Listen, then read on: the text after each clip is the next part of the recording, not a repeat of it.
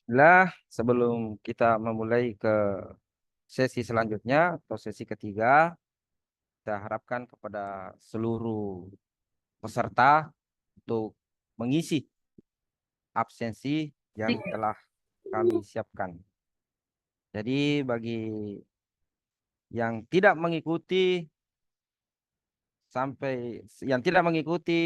satu sesi yang tidak diikuti, maka dinyatakan tidak lulus. Dan kemudian yang mengikuti sampai full atau mengikuti sesi satu dan sesi satu, kedua dan ketiga dinyatakan lulus dan berhak mendapatkan sertifikat.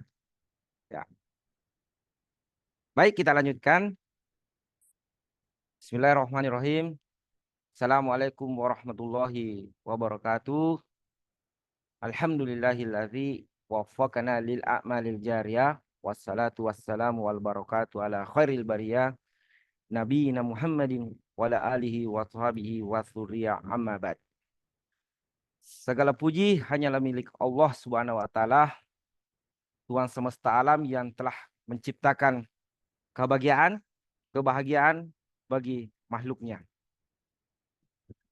Kemudian salawat serta salam tercurahkan kepada Nabi yang kita cintai, yaitu Muhammad sallallahu alaihi wasallam, Nabi yang telah memberikan kepada kita suri teladan yang baik.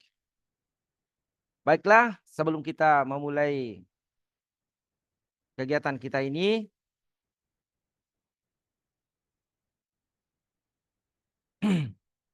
kami sampaikan kepada peserta agar mempersiapkan alat tulisnya agar mengambil manfaat yang sebanyak-banyaknya dari majelis kita ini. Dan bagi peserta yang ingin bertanya, silakan mengirim pertanyaan di kolom komentar dan diajukan setelah materi selesai. Baiklah, kita akan memulai materi ketiga atau sesi ketiga pada sore hari ini yang insya Allah akan dibawakan oleh Ustadz kita, yaitu Ustadz Kaimuda Sabran Kamal LC, Hafizahullah Ta'ala, yaitu pimpinan pesantren internasional Ummu Salama Yajitan Rutedo, alumni Universitas Islam Madinah Kerajaan Saudi Arabia, dengan materi manajemen konflik rumah tangga. Kepadanya waktu dan tempat kami persilahkan. Fal yatafaddal maskuron wa majuron.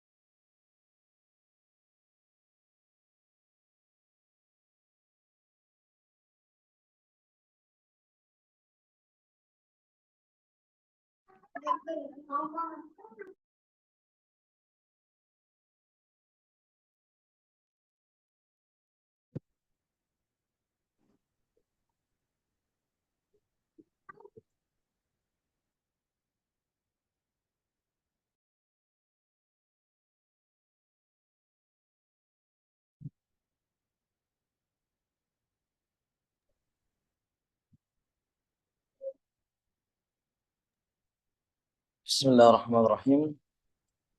Alhamdulillahilladzi waffaqana lil a'malil jariyah. Segala puji hanya milik Allah Subhanahu wa taala yang telah memberikan kita taufik untuk melakukan amal jariyah. Wassalatu wassalam wal barakatuh ala khairil bariyah, dan salawat serta salam tercurahkan kepada Nabi kita yang tercinta Rasulullah sallallahu alaihi wasallam, sebaik-baik manusia, wa ala alihi wa ashabihi wa dzurriyyah. Dan salawat serta salam pun juga tercurahkan kepada keluarga beliau, para sahabatnya, dan orang-orang yang senantiasa istiqomah di atas jalannya, dan seluruh keturunan-keturunan beliau. alaihi salatu wassalam. Allahumma anta rabbi la ilaha illa anta khalaqtani wa ana abduka wa ana ala ahdika wa wa'dika mastata'tu a'udzu bika min syarri ma sana'tu wa abu'u laka bi ni'matika alayya wa abu'u bi dzambi faghfir li fa innahu la yaghfiru dzunuba illa anta. Alhamdulillah para peserta daurah pranikah yang dimuliakan oleh Allah Subhanahu wa taala. Alhamdulillah pada sore hari yang berbahagia ini di hari Ahad tanggal 18 dari bulan Rabiul Awal tahun 1446 Hijriah dengan izin Allah Subhanahu wa taala dan taufiknya kita kembali diberikan kesempatan oleh Allah Subhanahu wa taala untuk melanjutkan kegiatan kita dalam sesi yang ketiga dari daurah pranikah yang insyaallah taala kita akan melanjutkan materi yang ketiga dari daurah pranikah ini, ya, yang mana kita berharap kepada Allah Subhanahu wa taala dalam akhir acara ini kita bisa mendapatkan ilmu yang bermanfaat, rezeki yang baik dan amalan yang diterima. Baik. Para peserta daurah yang dimuliakan oleh Allah Subhanahu wa taala, pada sesi sebelumnya kita telah membahas tentang, ya, bagaimana, ya, menjemput jodoh dengan aturan syariat. Ya, menjemput jodoh dengan aturan syariat telah kita sebutkan bahwa ada 4 step yang kita kerjakan dalam untuk menjemput jodoh.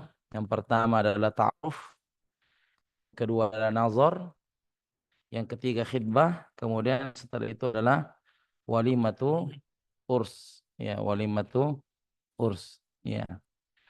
Baik, ini daurah pranikah, ya, bukan pertama kali ya kami sampaikan. Ya, kalau tidak salah ingat mungkin sudah sekitar ada 10. Sekitar ada 10 yang sudah di daurah pranikah. Ya. Untuk sesi yang kedua ini, ya, judulnya kan disebutkan menjemput jodoh dengan aturan syariat. Ya, menjemput jodoh dengan aturan syariat. Jadi ini materi daurah pranikah ini mungkin sekitar sudah pernah dibawakan 10 kali pertemuan. Dan asalnya daurah pranikah ini jadwalnya tidak menentu. Ya, tidak menentu. Jadi kalau ada pasangan yang ingin menikah dan diminta untuk memberikan daurah pranikah, maka insya Allah kami siap. Ya, dengan adanya fasilitas ini, ya, dengan dibantu oleh sahabat Jariah Sidra, mudah-mudahan rekamannya bisa disebar bagi ingin menikah. Ya. Jadi yang permintaan sebelumnya itu dari daurah pranikah ini dari sesi yang kedua akan menjemput jodoh dengan aturan syariat. Kan ini step syariatnya kan taruh, nazar, khidbah, walimatul urs. Nah ini orang pacaran semua. Jadi bagaimana ya? Bisa dirasakan bagaimana perasaan kami, ya, ketika memberikan ini, ya, sudah disebutkan taruh, nazar, khidbah, walimatul urs. Ini semua orang sudah pacaran. Ya. Jadi maksudnya subhanallah, jadi materinya itu kayaknya mau gimana, mau flashback dulu ya sudah tahu. Mungkin ketika dengar materi dia bilang, Ustadz, ya ana udah tahu luar dalam. Jadi Masya Allah. Jadi untuk sesi yang kedua ini betul-betul murni belum dapat, artinya calon pasangan. Ya. Tapi ini yang biasa yang sudah daftar ini saya tanya gimana, tahu nggak? Bilang sudah tahu semua dari luar dan dari dalam dan luarnya sudah tahu. Ya, jadi seakan-akan ini waktu sesi kedua ini agak-agak kurang bermanfaat ya dari yang lainnya. Ala kulli hal, ya ini mudah-mudahan bisa bermanfaat dari yang belum memiliki pasangan ya, dan segera disegerakan oleh Allah Subhanahu wa taala untuk melakukan jenjang ibadah yang mulia, yaitu pernikahan. Baik, insya Allah kita akan lanjut pada materi berikutnya setelah kita menjelaskan menjemput jodoh dengan aturan syariat, kemudian tadi syarat sah nikah tadi ada 5 ya: izin dari wali, keridhaan kedua mempelai, 3 mahar, 4 saksi 2 orang yang adil, dan 5 ijab qabul. Dan juga telah kita sebutkan tadi sedikit fikih mandi junub. Fikih mandi junub, tata cara mandi junub ada yang sah satu, ada yang sunnah. Yang sah itu yang niat, kemudian mengenai seluruh tubuh dengan air secara merata, dan diperhatikan lipatan-lipatan atau yang tidak kena air. Dan juga secara sunnah, ini yang afdol, mencuci kedua tangan, kemudian mencuci kemaluan dan sekitarnya dengan tangan kiri, kemudian berwudu seperti wudu sholat, lalu menyela-nyela rambut, kemudian mengguyur kepala 3 kali, dan mengguyur badan mulai dari bagian kanan, pundak sampai ujung kaki, dan bagian pundak kiri sampai ujung kaki. Baik, insya Allah kita masuk pada sesi yang ketiga, yaitu tentang manajemen konflik rumah tangga. Baik, fadhal. Sesi ketiga, manajemen konflik rumah tangga. D. Manajemen emosi rumah tangga. Yang pertama, yakinlah ia adalah manusia biasa yang pasti banyak kekurangan. Kedua, bersabar terhadap kekurangannya karena berumah tangga itu saling melengkapi. Yang ketiga, ingatlah kebaikan-kebaikan yang pernah ia lakukan. Keempat, jangan mudah mengatakan cerai kepada suami. Kelima, jangan ada yang ditinggalkan di rumah, cukup pisah kamar. Keenam, harus banyak-banyak mengalah, jangan sombong atau bersifat iblis. Ketujuh, diam ketika marah atau emosi. Bismillah, alhamdulillah, salatu wassalamu ala rasulillah wa ala alihi wa sahbihi wa mawalah, amma ba'd. Bagaimana kalau kita sedang marah dalam rumah tangga? Kita harus manajemen emosi kita. Namanya dalam berumah tangga pasti ada saja cekcok. Tidak ada rumah tangga yang ada di muka bumi ini kecuali pasti cekcok. Sampai pada tahap para nabi. Nabi itu pun juga kadang cekcok dengan istrinya. Ya, Nabi itu pernah ya mendiamkan istrinya dalam sebulan, tidak diajak bicara. Ya, ini Nabi ini mendiamkan istrinya, tidak diajak bicara. Ya, salah satu ya manusia yang terbaik, Ali bin Abi Thalib, ya, menantu dari Nabi, menikah dengan Fatimah Zahra, ya, putri Nabi. Ini pun juga pernah cekcok. Ya, pada saat itu ya Ali bin Abi Thalib sedang marah dengan Fatimah istrinya, kemudian keluar dari rumah, kemudian ke masjid. Kemudian datang Nabi sebagai mertua bertanya, "Aina Ali?" Di mana Ali? Kata Fatimah, "Saya tadi ada sesuatu dengan Ali." Maka Rasulullah sudah paham bahwasanya ada masalah antara Ali dengan Fatimah Az-Zahra. Kemudian Nabi suruh cari, coba carikan Ali. Kemudian didapati Ali sedang berada di teras masjid, tiduran di teras masjid, sampai kelihatan ya ada debu yang melengket di pipinya. Maka utusan Nabi mengatakan, "Ya Rasulullah, saya dapati Ali ada di teras masjid." Ya, maka Rasulullah SAW datang mendatangi Ali. Coba lihat Nabi ya, sebagai seorang mertua, Nabi tidak mengatakan, "Panggilkan saya Ali." Tidak, Nabi sendiri yang datang. Ya, Nabi sendiri yang datang, kemudian melihat Ali bin Abi Thalib sedang tidur, ya, kemudian banyak debu di pipi. Kemudian Nabi membangunkan menantunya Ali bin Abi Thalib dan mengatakan, "Kum ya Aba Turab." Bangunlah wahai ya Aba Turab, bapaknya debu. Ya, karena ada debu yang melengket di pipinya. Jadi Nabi membangunkan menantunya. Ya, jadi artinya apa? Dalam kalangan sahabat pun cekcok itu ada. Jadi tidak ada rumah tangga yang kecuali ada cekcoknya. Ya, pasti. Ya, yang penting ini ingin kita kurangi adalah mengurangi cekcok. Ya, cek-cek itu ada, tapi jangan sampai setiap hari. Ya, apalagi setiap malam. Barakallahu fiik. Ada juga keluarga cekcok, ada lagi anaknya. Barakallahu fiik. Ya. Jadi seperti itu, bahwa di sini ada 7 manajemen emosi yang perlu kita hadirkan kalau kita sedang marah.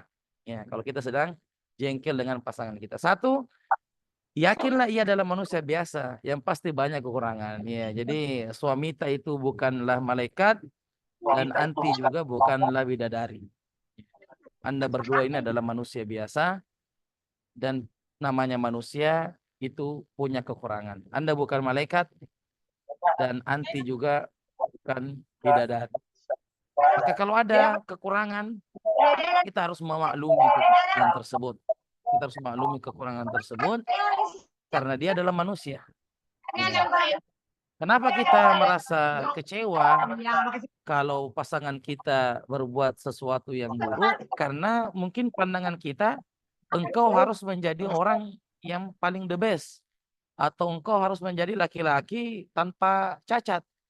Begitupun juga suami melihat istrinya, kamu harus jadi perempuan yang tidak ada cacat. Kalau bisa, semua keinginan saya kamu harus kerjakan tanpa kecuali. Ini agak berat bagi seorang manusia. Iya. Karena bagaimanapun, namanya manusia itu pasti punya lubang. Sehebat-hebat bagaimanapun dia pasti punya lubang kesalahan. Maka pertama, manajemen emosi adalah yakinlah dia adalah manusia biasa. Ini manusia ini di depan saya, bukan malaikat. Iya. Itu harus pertama dulu ditanamkan. Ya. Maka fungsi pasangan itu adalah menutupi kekurangan. Kenapa Allah mengatakan hunna libasul lakum wa antum libasul lahunna? Kalian adalah pakaian bagi suamimu dan suami pakaian bagi kalian. Karena pakaian itu fungsinya apa? Menutup aurat, yaitu menutupi kekurangan. Ya.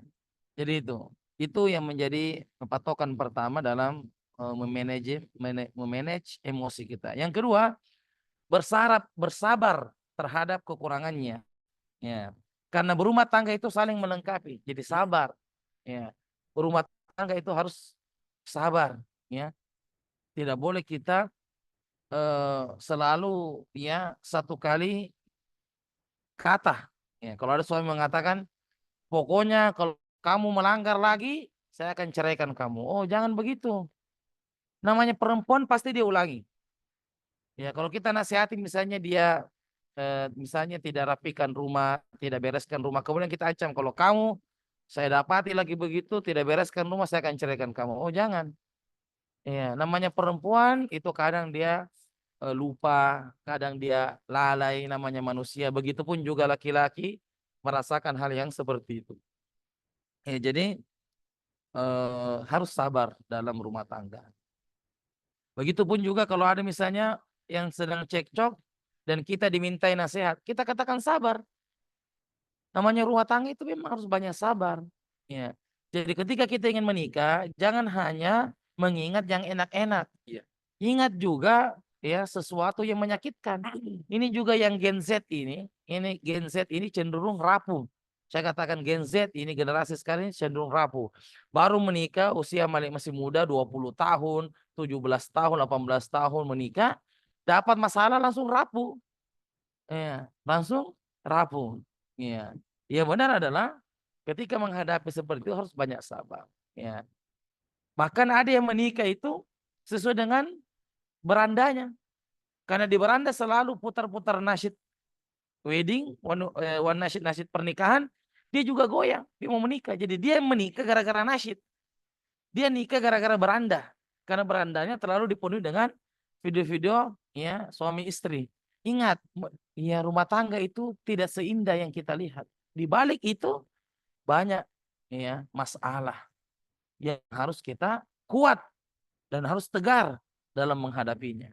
Ya, jadi jangan cuma diingat-ingat saja enak-enaknya, romantis-romantisnya, seperti beranda Facebook itu romantis. Ya.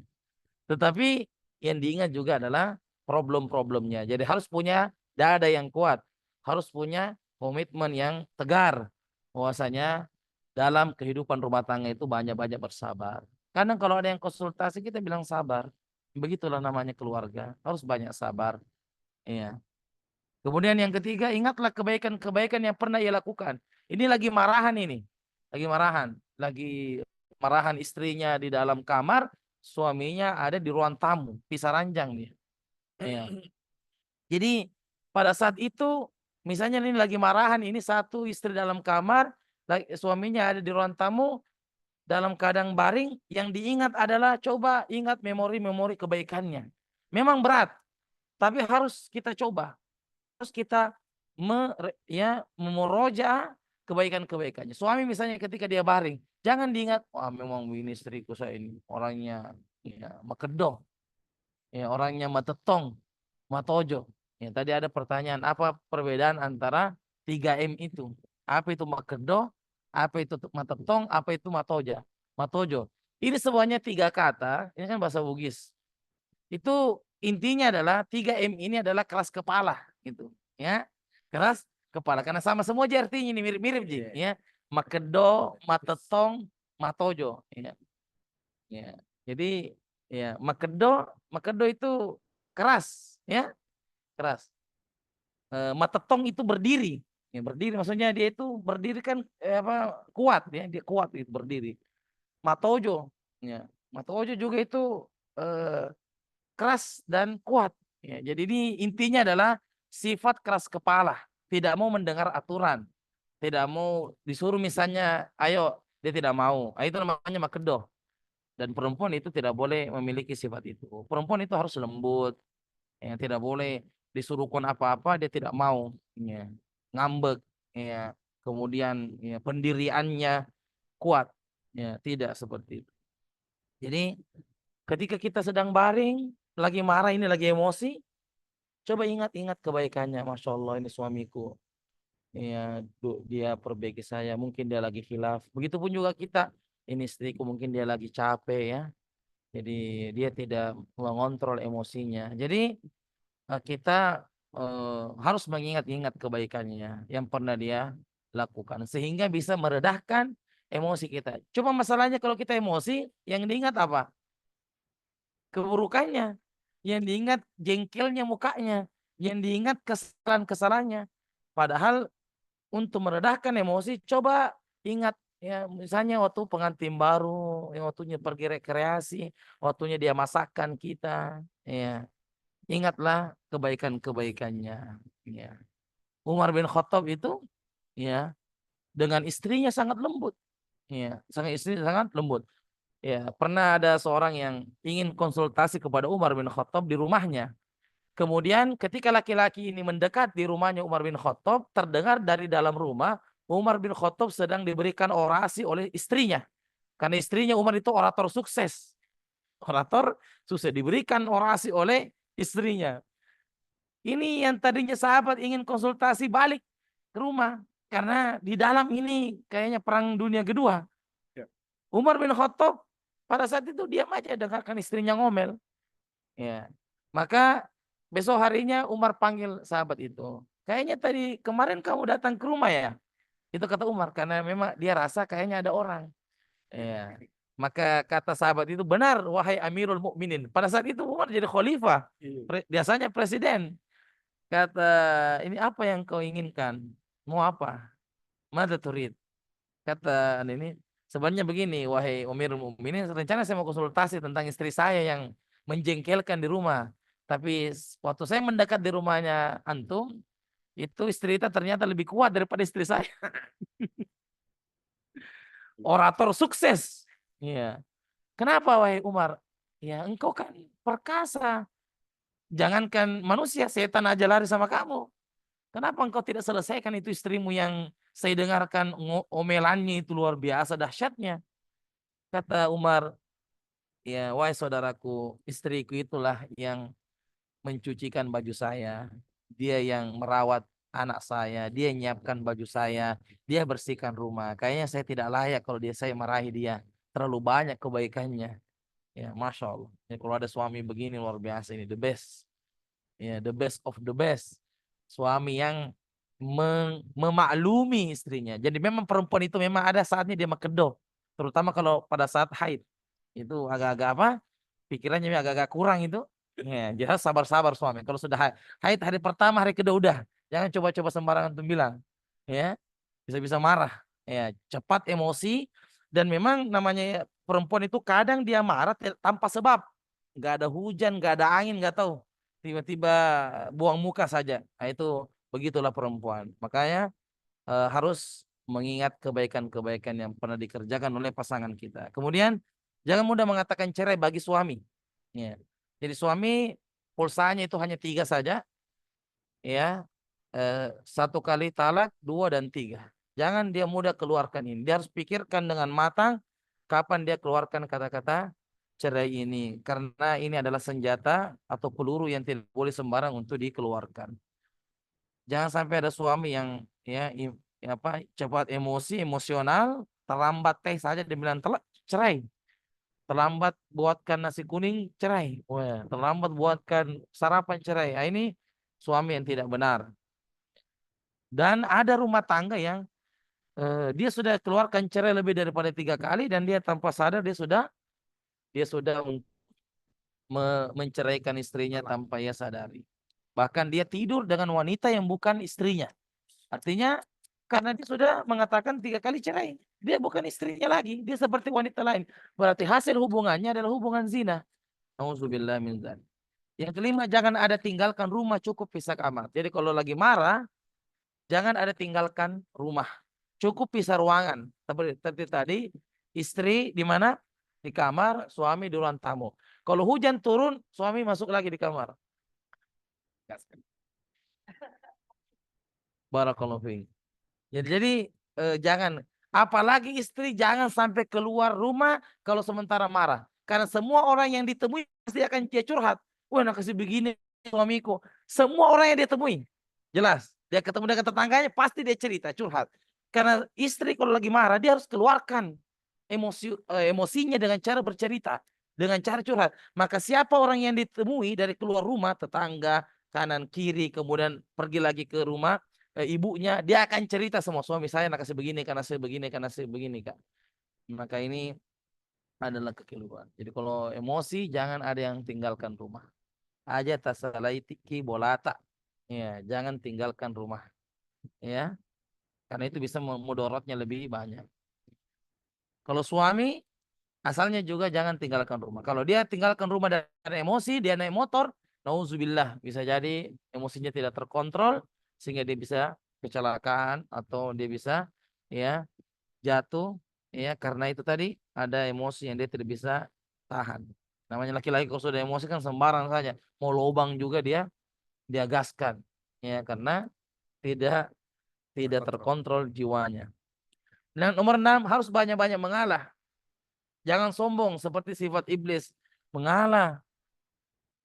Siapa yang mengalah? Kalau suaminya naik suaranya, istri turun. Kalau istrinya sedang naik suaranya, suami yang turun. Jadi kita lihat siapa yang paling tinggi pada saat itu. Jadi inilah yang disebut dengan mengalah. Kalau misalnya suaminya yang keras suaranya, istrinya yang langsung merendah. Tapi kalau pada saat itu istrinya yang lagi full emosinya, maka suaminya yang langsung merendah. Inilah yang disebut dengan saling mengalah. Karena kalau semuanya panas, panas ketemu dengan panas bisa terbakar. Ya, bisa terbakar rumah. Ya. Dan dalam rumah tangga, sekali lagi masalah itu jangan sampai keluar dari dinding rumah. Masalah keluarga jangan sampai keluar dari dinding rumah. Kapan keluar dari dinding rumah, terdengar tetangga, terdengar oleh orang lain, bahaya. Ya, diceritai kita. Bahkan digoda oleh iblis. Ya. Jadi kita sampaikan ke istri kita, wahai para suami, karena istri yang kadang lepas kontrol, kita mengatakan bagaimanapun emosi, walaupun emosi itu sampai ke atap rumah, jangan sampai keluar dari rumah ini. Biarlah yang tahu antara kita saja sama dinding rumah. Masalah keluarga, biarlah kita yang tahu, saya, kamu, dan dinding rumah yang tahu. Jangan sampai keluar. Jangan sampai istri curhat kepada bapaknya, bahaya. Curhat kepada ibunya, bahaya. Mungkin dia tidak ketemu, tapi dia WA. Sama saja. Atau dia curhat kepada bestinya. Sama saja. Ini akan memperkeruh suasana. Ya, ini akan memperkeruh suasana. Jadi bagaimanapun beratnya masalah rumah tangga, apakah masalah ekonomi, apakah masalah pasangan, itu jangan sampai didengarkan oleh orang lain. Ini masalah kita. Kalau ikut campur mertua, pasti sudah tidak enak. Lain-lain itu, ya, mertua itu tidak boleh ikut campur dengan urusan anaknya. Biarkan mereka urus sendiri karena mereka sudah dewasa. Nggak perlu dicampuri, ya, masalah hal yang seperti itu. Insya Allah mereka akan selesaikan sendiri. Jadi harus banyak-banyak mengalah dan jangan sombong. Kuncinya apa? Siapa yang tinggi, dia yang merendah. Suami tinggi, istri yang harus paham merendah. Tapi kalau istrinya yang sedang tinggi, suaminya merendah. Seperti Umar tadi. Umar kan pada saat itu siapa yang tinggi? Istri yang tinggi. Sedang berikan orasi. Umar yang merendah. Padahal Umar ini, ya, setan aja lari. Ya, kalau mau diapain istrinya bisa saja. Tapi begitulah, Umar tahu istrinya sedang marah, maka harus dimaklumi. Terutama juga istri kalau sedang mengandung. Nah, itu pasti kondisi psikologinya terganggu. Ya, enggak tahu, kadang marah, kadang tidak, enggak ada sebab. Itu sangat memicu, ya, emosi atau konflik dalam rumah. Yang ketujuh, dan ini merupakan pusakanya, manajemen emosi yang paling pusaka di sini dari 7 poin ini adalah yang terakhir. Makanya kami sengaja menulis dia adalah terakhir, yaitu as-sukut, diam ketika marah dan emosi. Dan ini perintah Nabi, kata Rasulullah Shallallahu Alaihi Wasallam, "Idza ghadiba ahadukum falyaskut." Jika salah seorang dari kalian marah, maka diamlah.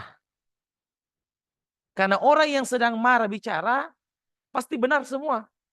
Namanya orang marah itu pasti benar semua, semuanya salah. Di mata dia semuanya salah. Yang benar adalah dirinya sendiri. Dirinya sendiri yang benar. Karena dia sedang emosi. Ya, maka diam kalau sedang marah. Karena kalau dia sudah bicara pasti bukan dari dirinya, pasti dari setan. Betul atau tidak ya? Kalau kita sedang marah, pasti itu dari setan. Coba lihat wajah kita ketika marah. Pasti jelek sekali itu. Pasti ada juga kayak merah-merahnya. Dari mana itu? Dari setan. Masih emosi lagi kata Nabi, pergi wudhu. Karena marah itu adalah api dan wudhu itu adalah air. Maka kalau sedang berapi-api, silakan siram dengan air. Itu wudhu. Ya, insya Allah kalau kita sedang emosi, pergi wudhu akan meredahkan emosi kita.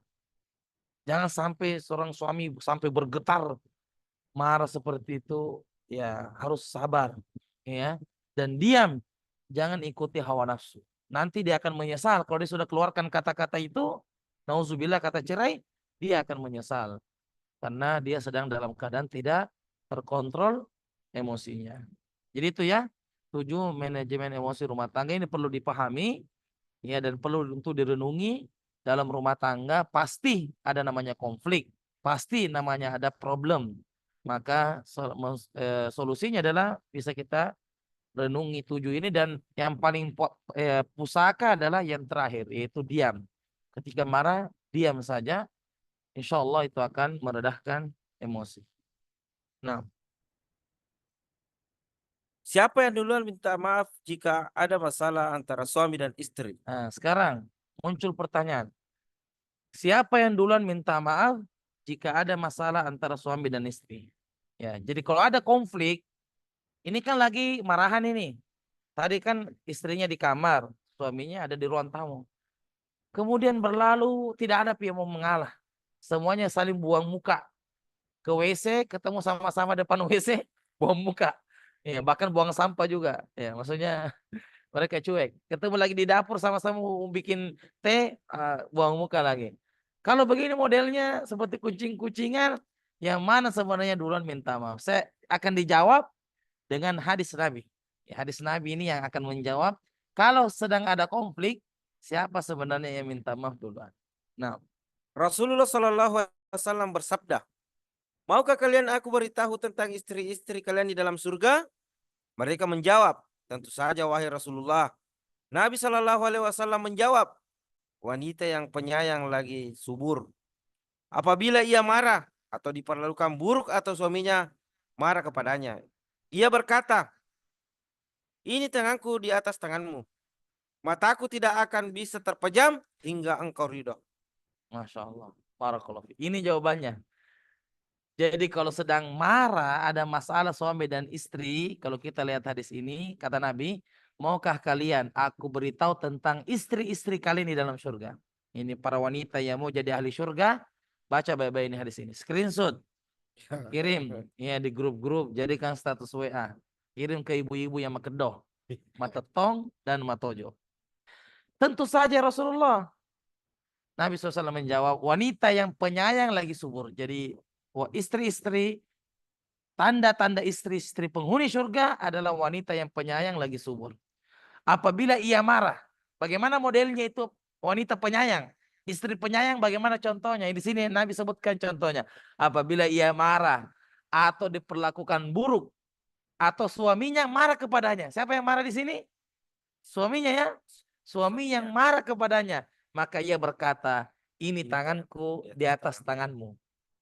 Maksudnya dia mau cium tangan suaminya. Mataku tidak akan bisa terpejam hingga engkau ridho. Masya Allah. Ini adalah wanita penghuni surga. Laki-laki yang hadir, yang sudah menikah, pernah nggak dikasih begini sama istrinya sebelum tidur? Dicium tangannya, Kak, ya maafkan saya, kesalahan saya hari ini. Masya Allah, kalau setiap malam ada istri begitu, Masya Allah, 2 jempol.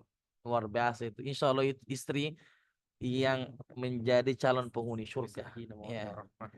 Jadi coba lihat, apabila ia marah, perhatikan hadisnya, apabila ia marah, maksudnya istri marah, atau diperlakukan buruk, atau suaminya marah kepadanya. Jadi mungkin yang salah ini suami. Betul ya? Mungkin bisa jadi suaminya yang marah. Atau bisa jadi suaminya yang berbuat kesalahan. Tapi Nabi tidak mau lihat itu. Apakah kesalahan itu terletak kepada istri atau kesalahan itu terletak sama suami? Yang paling penting adalah ambil tangan suami kita, cium tangannya dan mengatakan, mataku wahai kakandaku tidak bisa terpejam kecuali engkau ridho kepada aku. Wah, ini luar biasa ini. Luar biasa ini istri soleha. 2 jempol. Barakallahu fi. Tapi kalau ada istri yang mekedok, ya, dia yang salah Ustaz. Jangan kita bilang dia salah Ustaz. Yang penting ambil saja tangannya. Mau dia salah atau kita yang salah. Nabi bilang kamu yang ambil tangannya. Jangan suami yang ambil tangan istri. Ya, ambil tangan suami kita. Dan mengatakan saya tidak bisa tidur ini. Ya, wahai suamiku sebelum engkau maafkan kesalahanku. Ya, setiap malam ada istri begitu, Masya Allah. Luar biasa, insya Allah uang belanja akan bertambah. Iya.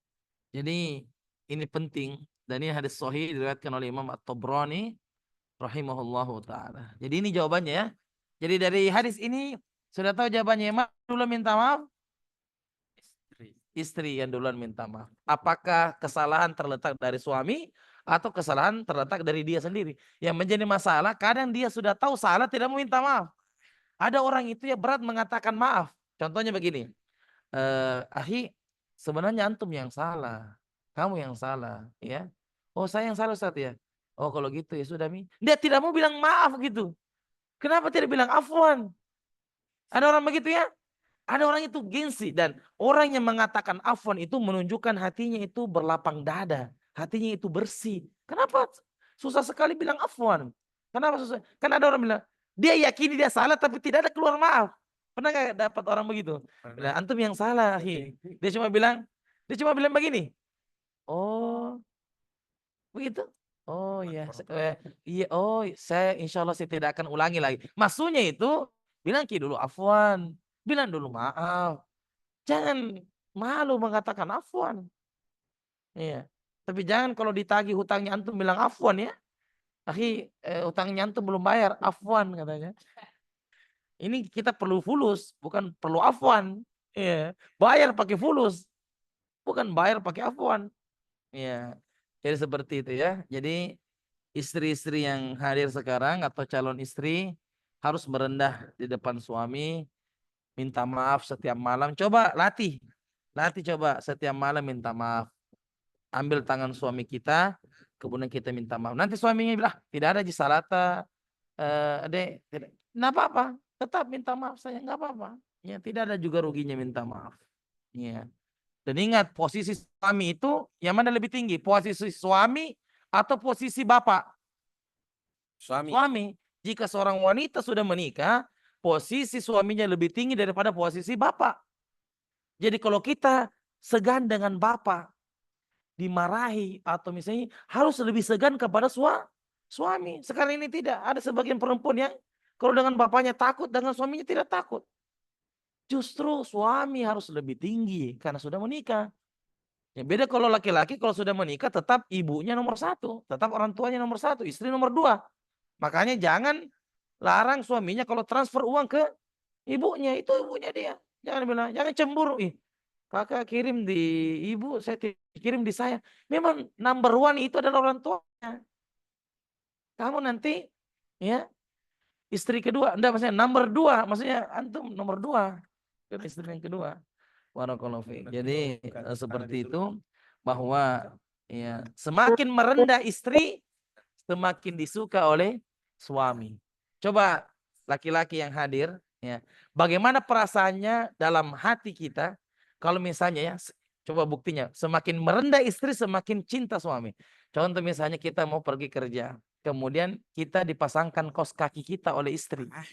Kira-kira bagaimana perasaannya suami? Pasti itu lebih sayang. Wih, istri saya nih betul-betul nurut. Coba kalau misalnya istri ambilkan dulu sepatu deh. Diambil lalu dibuang di depan kita. Tak, itu. Astagfirullah. Pasti dia tidak sayang. Jadi semakin merendah istri di depan suami, maka dia semakin cinta dengan suaminya. Tapi kalau dia keras kepala di depan suami, pasti suaminya juga ya mengurangi rasa cintanya kepadanya. Baik. Kita lanjut pembahasan berikutnya. Selanjutnya, talak. Pertama, pengertian secara bahasa. Talak diambil dari kata itlak. Artinya melepaskan atau meninggalkan. Istilah syara, talak adalah melepaskan ikatan perkawinan atau rusaknya hubungan perkawinan. Macam-macam talak. Baik. Jadi talak itu pengertiannya adalah dari segi bahasa artinya melepaskan. Talak tu masalan al-baqar. Saya melepaskan sapi. Talak tu al-ghanam. Saya melepaskan kambing. Jadi artinya talak artinya melepaskan atau meninggalkan. Ini talaqah ini tarokah. Adapun secara istilah, talak adalah melepaskan ikatan perkawinan atau rusaknya hubungan perkawinan. Jadi talak ini adalah melepaskan ikatan yang pernah terikat dengan ucapan cerai, dengan ucapan talak. Nah, Macam-macam talak. Yang pertama, A. Sarih atau jelas. Contoh, aku menceraikan talak kamu. B. Kinaya atau kiasan. Contoh, kembalilah kepada keluargamu jika disertai niat talak. C. baik. Jadi macam-macam talak. Yang pertama namanya sorry.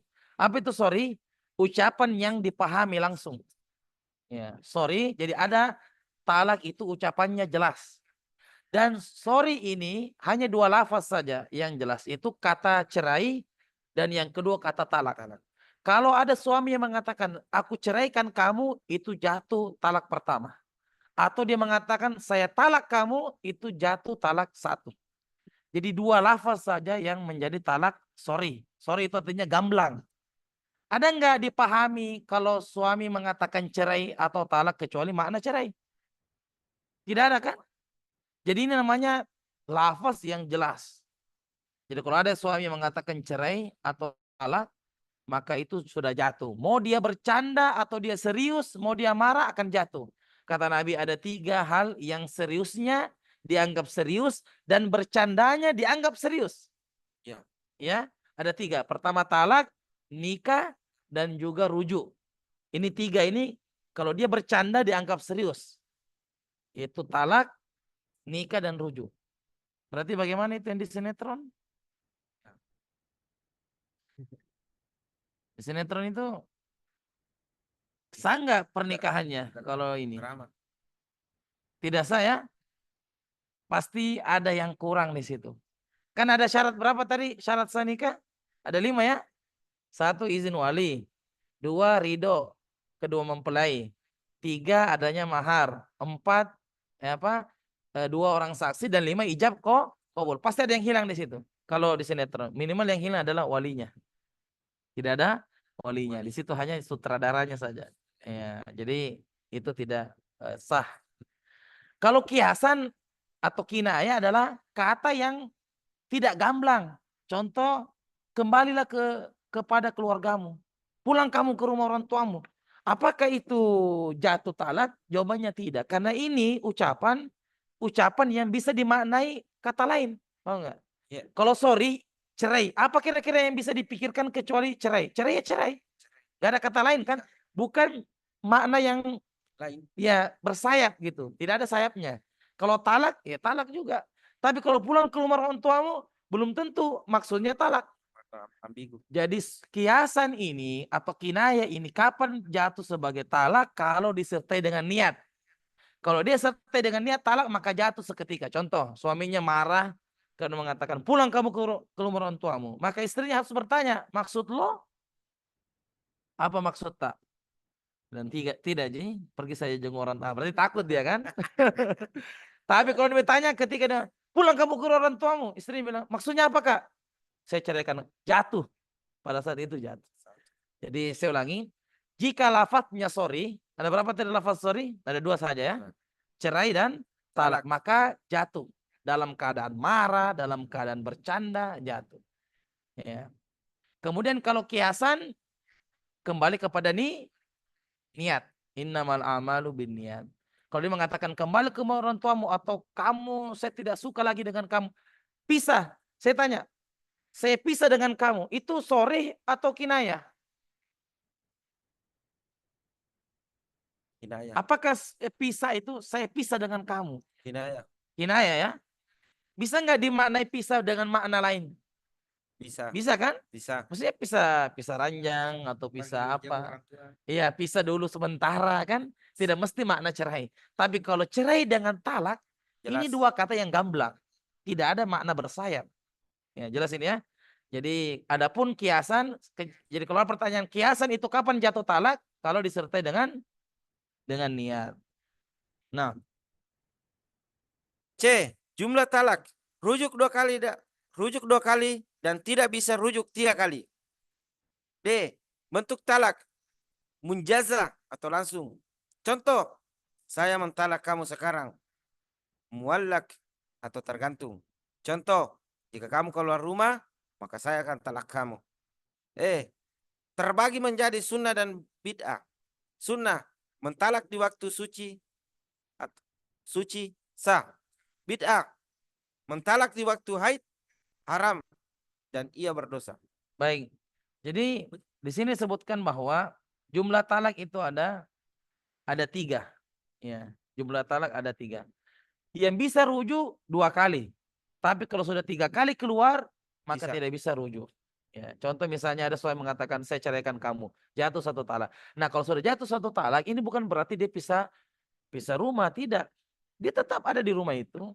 Ya, cuma dia harus tahu dia sudah jatuh talak. Ini kayak peringatan, danger bagi dia, perempuan itu. Dia harus hati-hati karena suami sudah jatuhkan talak 1. Tapi tidak seketika itu dia langsung tinggalkan rumah, jangan.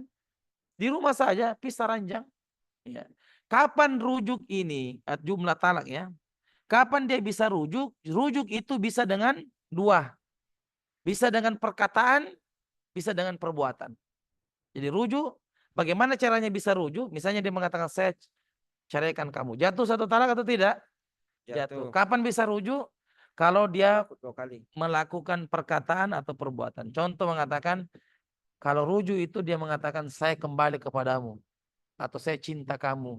Maka itu kembali rujuk secara otomatis. Ada perkataan, dia mengatakan saya kembali kepada kamu. Dan juga dengan perbuatan. Dengan perbuatan itu kalau dia berhubungan badan. Kalau dia berhubungan badan, maka dia sudah rujuk.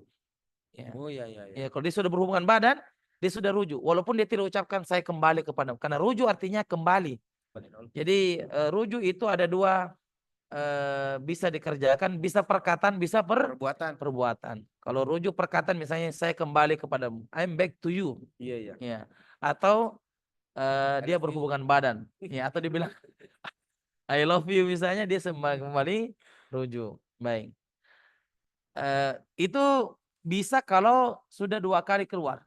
Apakah satu sudah keluar ataukah sudah kali. Tapi kalau sudah 3 kali keluar talaknya, maka secara otomatis dia bukan lagi istri kita. Dia seperti wanita lain.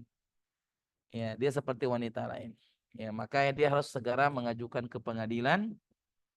Talak namanya. Ini talak kan dari suami ke istri. Kalau istri yang minta cerai dalam bahasa agama namanya khulu. Ya, khulu itu artinya istri minta diceraikan karena suaminya seperti Firaun. Ya, maka dia minta untuk diceraikan karena suaminya udah nggak ada akhlak, minim akhlak. Ya. Ya, jadi kalau sudah 2 kali masih bisa nggak rujuk? Masih bisa ya? Bisa. Baik, pertanyaan. Kalau dia sudah rujuk, kembali nggak pulsanya? Kembali kalau sudah berhubungan dan mengatakan. Misalnya kan dia sudah talak 1. Ya. Masih bisa rujuk kan? Bisa. Tapi dia tidak rujuk. Kemudian talak 2. Misalnya talak 1 dia tidak rujuk. Ya. Kemudian keluar lagi talak 2. Berarti sudah tanpa rujuk. Pas talak 2, dia kan tadi talak 1 tidak sempat rujuk kan? Ya. Kemudian 1 bulan 2 bulan menjengkelkan lagi istrinya, kemudian bilang saya talak kamu. Berarti sudah berapa? 2. Baik, 2 ini masih bisa rujuk atau tidak? Masih bisa rujuk kan? Pertanyaannya, ketika dia mengatakan saya kembali kepadamu atau dia melakukan hubungan badan, pulsanya yang dulu itu kembali nggak? Kembali rujuk. Kembali lagi. Kembali atau tidak? Kembali. Iya. Ya, pendapat ulama kita, kalau sudah keluar itu dan dia sudah rujuk, dia pulsanya tidak kembali lagi. Tinggal 1 kesempatan. Itu berat. Oh iya. Iya, kalau sudah rujuk, memang dia masih bisa bersama, tapi pulsanya tinggal 1. Tidak kembali itu pulsa enggak. Karena sudah keluarkan. Coba, apakah suami-suami tahu masalah ini? Sudah berapa kali dia mengatakan cerai kepada istrinya? Oke, Anda udah rujuk iya.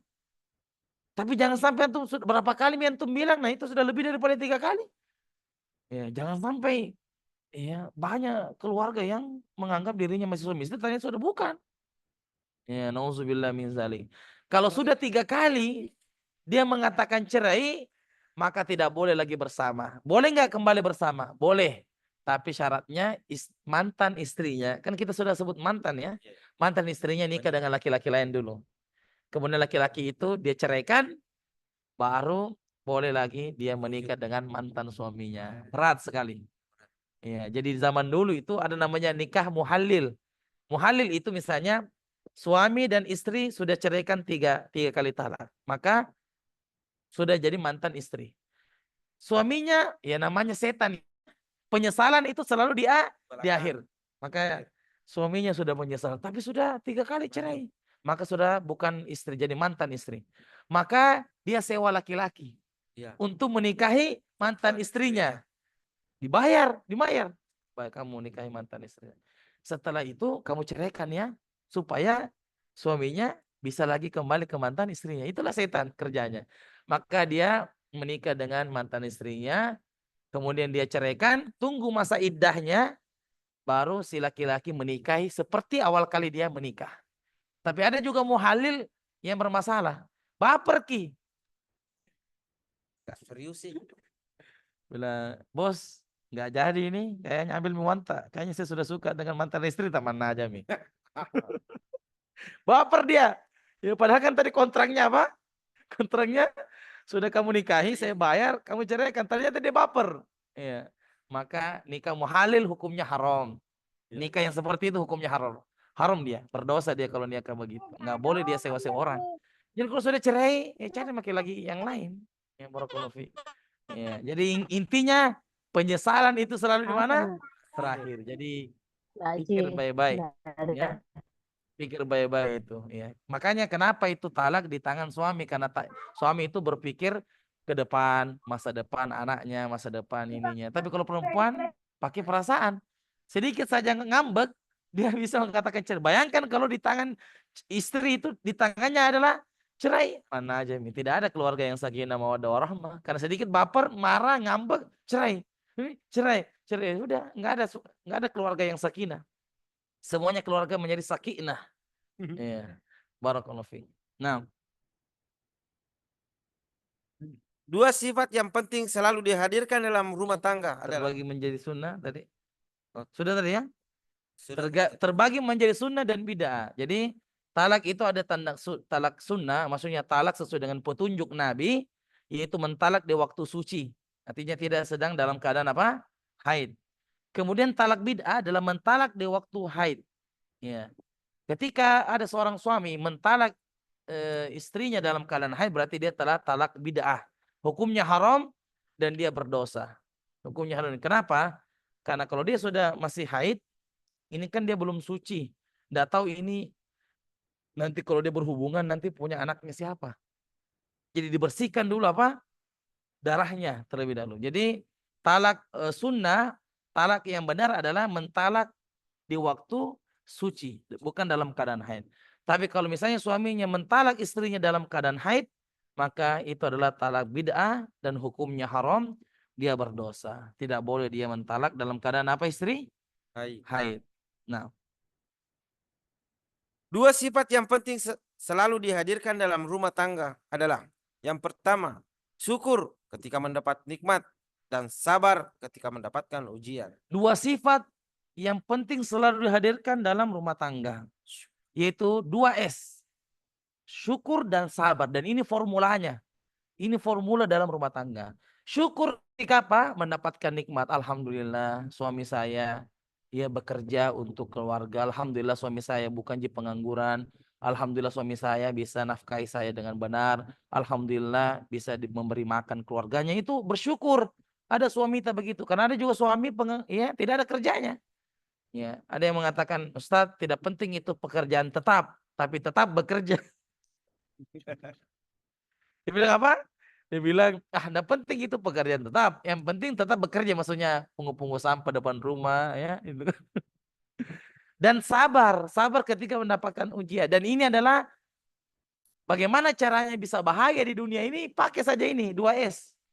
Syukur kalau sedang dapat nikmat, dan kalau dapat ujian sabar.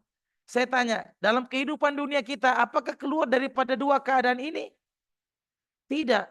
Kita itu dalam hidup kalau bukan sedang dapat nikmat atau sedang dapat ujian. Begitu saja. Jadi kalau sedang dapat nikmat, ya kita bersyukur. Alhamdulillah. Kalau kita sedang dapat ujian, ya kita sabar. Dan kata Nabi, walaisa dzalika illa lil mu'min. Hal itu tidak bisa diwujudkan kecuali orang beriman. Jadi orang beriman itu, Masya Allah, bahagia terus. Dia kalau dapat nikmat, dia bersyukur. Alhamdulillah ya Allah. Kalau dia dapat ujian, dia sabar dengan ujian itu. Dan saya tanya, dua-duanya ini pintu pahala atau tidak? Pintu pahala. Apakah syukur saja pintu pahala? Sabar itu bukan pintu pahala. Sabar juga. Sabar juga pintu pahala. Makanya kenapa Allah memberikan kita ujian? Supaya tidak hanya masuk dalam satu pintu. Oh iya. Ya, itu hikmahnya. Coba begini, misalnya ada orang selalu semangat ibadah, tidak pernah putus semangat, tidak pernah loyo imannya. Maka kalau dia semangat terus, ada pintu yang dia tidak masuki. Pintu apa itu? Pintu taubat, pintu istighfar, pintu untuk selalu memohon perlindungan. Pasti dia tertutup ini kan? Kenapa tertutup? Karena dia merasa selalu semangat. Maka kenapa iman itu kadang loyo, kadang lemah? Supaya Allah membukakan kita pintu ibadah yang lain. Yaitu pintu tobat, pintu sabar, pintu sungguh-sungguh. Ya, karena kalau kita semangat terus, pasti kita tidak pernah membuka pintu itu. Makanya luar biasa ini. Orang beriman itu luar biasa. Simpel saja hidupnya. Kalau sedang dapat nikmat, dia bersyukur. Dan kalau sedang dapat musibah, dia bersabar. Dan dua-duanya pintu kebaikan.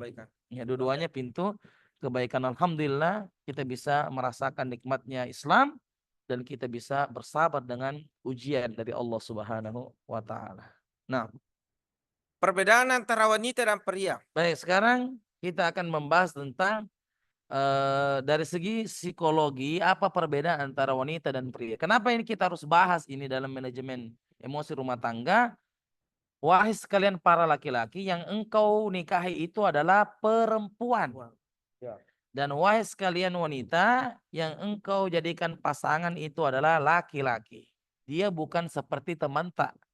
Dia adalah laki-laki. Wahai laki-laki, tidak seperti teman nongkrong, dia itu perempuan. Maka perlu kita ketahui apa saja perbedaan antara wanita dan pria.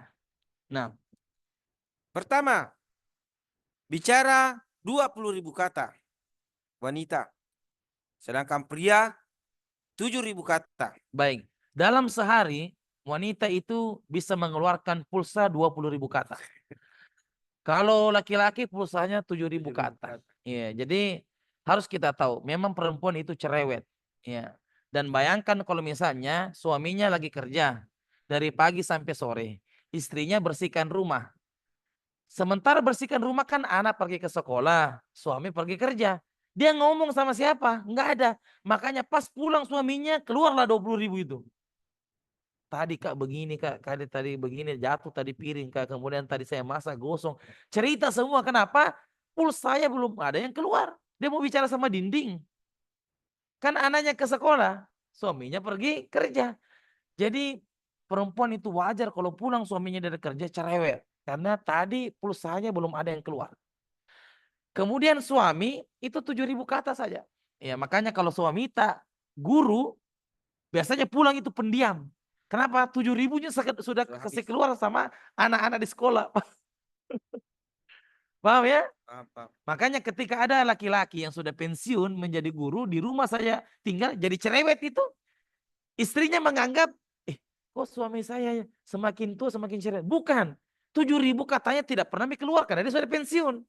Paham nggak? Paham. Ya, jadi ketika dia guru, ya pasti dia ngomel di sekolah. Tapi kalau sudah pulang ke rumah, paling dia bilang, iya, Oh. iya. Jadi dia tidak ada kata-kata karena sudah habis pulsanya.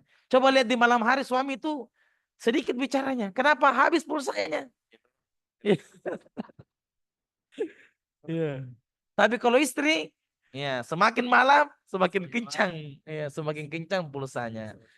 Ya, makanya Allah mengatakan walaisa dzakaru kal unsa. Laki-laki itu tidak sama dengan perempuan. Nah, Kedua, marah susah terus terang.